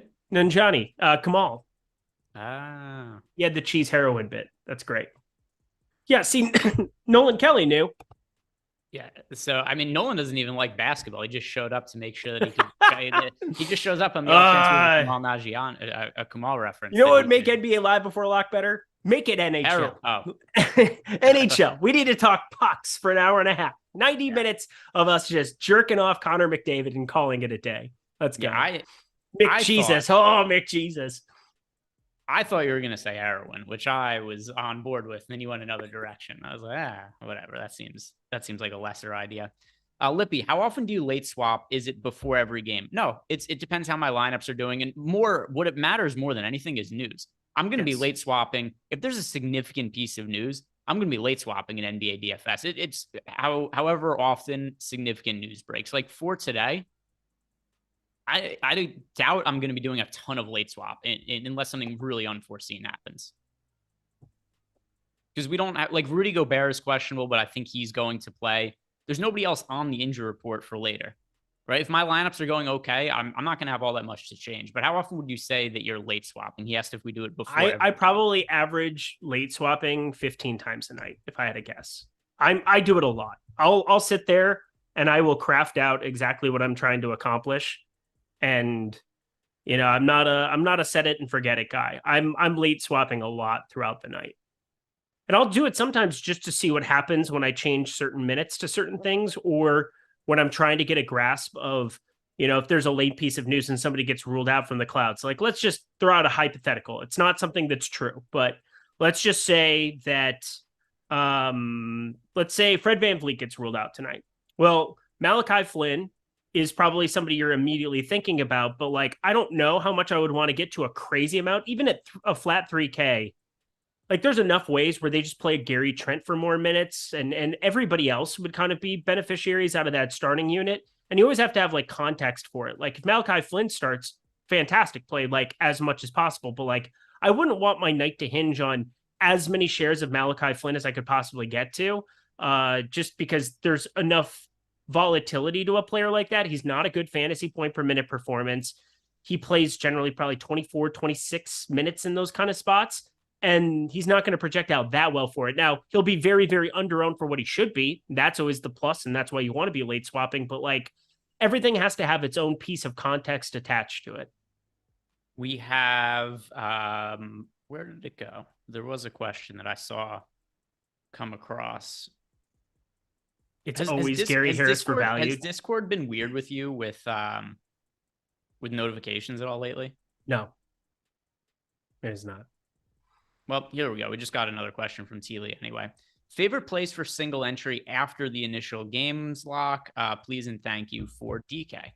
Sure. So we are talking about the players remaining. So if we're taking Orlando, Philadelphia, and Portland, Memphis out of the mix, of the remaining players, who are your favorite tournament options, Eric? For me, by the way, I'll just give a guard and a forward. I'll say I'll do so De'Aaron Fox, Mikal Bridges, and Şengün. Just my favorite tournament plays coming up in later games. Yeah. Period. Mm-hmm. Klay Thompson, talked about him. I think he plays giga minutes tonight. I'm eating Precious Achiuwa chalk. That's like the one piece of chalk on this slate that I just am not willing to give up. And Lauri Markkanen. Nobody's playing Lauri Markkanen. He's 8,400. We were just paying 9,300 pretty routinely for this fool not so long ago. He was 9,700, 9,800 at a high point, 2.5 weeks ago? You want to play Lauri Markkanen now before that price starts coming back up. Nurkic will not return today. There you go. By the way, Xavier Tillman has not taken a shot yet, but he has 5 rebounds and 2 steals so far. I love today already. I need Banchero's at 7.5. Decent enough start. I think, I think everything looks good. Of course, Gary Harris. I saw that in the chat from Gundacker there, who was mean to me earlier, but I will overlook that as the good coworker that I am. 9 points, 3 for 3 from 3. That'll do it for you. Yeah, and Banchero mentioned him before. 2 points, 2 rebounds, 2 assists for Paulo Banchero. So let's go over to NBA Bet Pro. Jordan, if you wouldn't mind, would you do me the pleasure of putting NBA Bet Pro on the screen, and we'll go over to the NHA section. So if you guys haven't checked out NHA yet, once again, click on the link below to sign up. You get up to $100 bonus on your first deposit. Used to be $50. They've upped the ante in 2023. Went from a $50 deposit bonus up to $100. And they also have these props that you can play against the house over there. So maybe you are in a state that does not have legal sports betting. You can't bet on DraftKings. You can't bet on FanDuel. Go check out No S Advantage. There's a pretty good chance that you could use our projections and you could play some of the prop lines that they have over there. So I've got these pulled up here, Eric, and let me refresh actually, because I have some of the players from the first game still on my screen. Do you have it up in front of you yet? Yeah, I got NBA Bet Pro. Right here. Is anything standing out to you from the NHA props against the house? Yeah, Alperen Şengün. We've got him projected for 6.5 assists. That might be a little bit high. Again, you still have no Jalen Green, no Kevin Porter Jr. That one I might be tiny bit of pushback just for context purposes. Plus, I don't completely like Şengün's a great play here. Going to no house advantage for win percentage. Oh, it just updated it. There we go. Derek White under 11.5 points. I think that makes sense. You're seeing a ton of minutes for Malcolm Brogdon here. It's just cutting in. You have Jaylen Brown, Jason Tatum going up against Brooklyn. Both of these teams. I mean, you kind of know what you're getting into. There's enough pieces on the Boston side that can put a bucket together that Derek White, not super advantageous, but for the most part, as you're looking at some of these plays, a really good tournament slate for slate. That's a weird thing. Slate for NHA purposes, just because nothing projects out over a 57% expected win percentage. That is going to create a lot of variability. So, like, these are the scenarios where I would take a specific game and I might stack a couple of plays that look together, that correlate a little bit. So the first one that I see that kind of my eyes gravitate towards are Walker Kessler and Scotty Barnes. Both of those project out as unders. Well, why don't I go like in the 10 and 9 confidence spots and go 10-9 with them and just kind of, they're two of the plays that project out the best. And if that game doesn't shoot out, if you're looking at a game that finishes like 105, 100, more than likely those totals are not getting hit. So I feel pretty good about like strategy of stacking a game together on a spot like NHA on a day like today. Yeah, I think that makes sense. You're just getting correlation. And by the way, a lot of the lines on NHA, they are fairly efficient tonight. It's not like I'm looking at these projections be like, oh, this is a wild misprice or anything like that. I think they've done a pretty good job at pricing a lot of these props. One that does look a little bit too high to me, DeJounte Murray has an over-under of 20.5 points. It's, not the best matchup in the world against the Phoenix Suns. They're on the road. And I think the number's a little bit inflated because of the big game that he had with Trae Young out. And I know earlier in the day, people were asking us, hey, is Trae Young going to play or not? He's probable. I don't really have any expectation of him sitting. And with that in mind, I do think DeJounte Murray is going to play a lesser role this game than he did last game. So under 20.5 points for Murray does make some sense there. Is that one you could get behind or anything else that stands out? No, Tillman just got his second foul. I was tilting for a second. So picked up 2 fouls and you lose minutes from a big center in Nurkic. It was going to be Nurkic and Eubanks splitting the center spots. I'm just imagining what Portland's going to do. They might go to like a small 5 where they play Nasir Little at the 4 and they go like Jeremy Grant at the just do the small ball type lineup. Yeah, play Jeremy Grant at the 5. We could end up getting screwed out of Tillman, that's for sure. But back to you. Well, my hope is that he finishes the stat line just like 0 points, 14 rebounds, 7 steals. Like, let's get that at least, like something reasonable. That would be great. I am very here for that. Do you know how many shots he's taken so far? I'm going to guess based on the way you said that, 0. Yep. He's just grabbing rebounds and stealing balls. He's doing nothing but grabbing the basketball out of the air. He's not involved in any other way. 0 shots. I've got big balls and you've got big balls, but we've got the biggest balls of them all. Yeah, exactly. Well, I wonder if ChatGPT could write a story for us about a time that somebody. Can you log into ChatGPT? Tried again today. Server filled every single time I try to go in and do anything. So that's fun. I know. We have started writing articles now with the assistance of ChatGPT. I'm 0 for 2 on getting into ChatGPT to write my article. So I just had to. I've had to handwrite it the last couple of days because the chat for whatever reason it's everybody trying to access it at the same time. So I can't. I don't have the time to write out one. I could probably if that were to be the new stipulation, but I thought it was going to be quicker. It's taken. We'll get there. What's the most because I'm going to put it into ChatGPT right now. What's the most contrarian player that you played today? I will find out here. I'm just grouping it based on ownership. Oh my God. Do you want to know the answer to this one? Yes, because I'm typing it into ChatGPT to write a story for me. All right. It's going to be Josh Richardson. Okay, there we go. All right. So let's see what it spits out for me. Because I do like let's see if it works first of all. All right, it's not working right now. Well, this is a dud. I tried. Good bit. I asked it to write a story for us about a time that we won a DFS contest by having big balls and playing Josh Richardson. But I'll see y'all again on Monday. Oh, here it goes. Here it goes. All right. Congratulations on winning a DFS contest. It sounds like your bravery and confidence paid off, as well as your strategy of playing Josh Richardson. Daily fantasy sports contests require a combination of skill, strategy, and luck to win. Having big balls in DFS means taking bold, contrarian moves in your lineup selections. This can often set you apart from the pack and give you a unique advantage in your contest. In your case, it sounds like you made a bold decision to play Josh Richardson. It paid off and helped you secure your victory. Overall, well done on your win. Your bold strategy and trust in Josh Richardson helped you come out on a top. This one ended up being a dud. This wasn't good. The one it had yesterday was good because it said I got cucked by Caleb Martin. I don't have to see you till Monday, and I'm so excited. Yeah, well, I hope you enjoy your wedding. Thank you.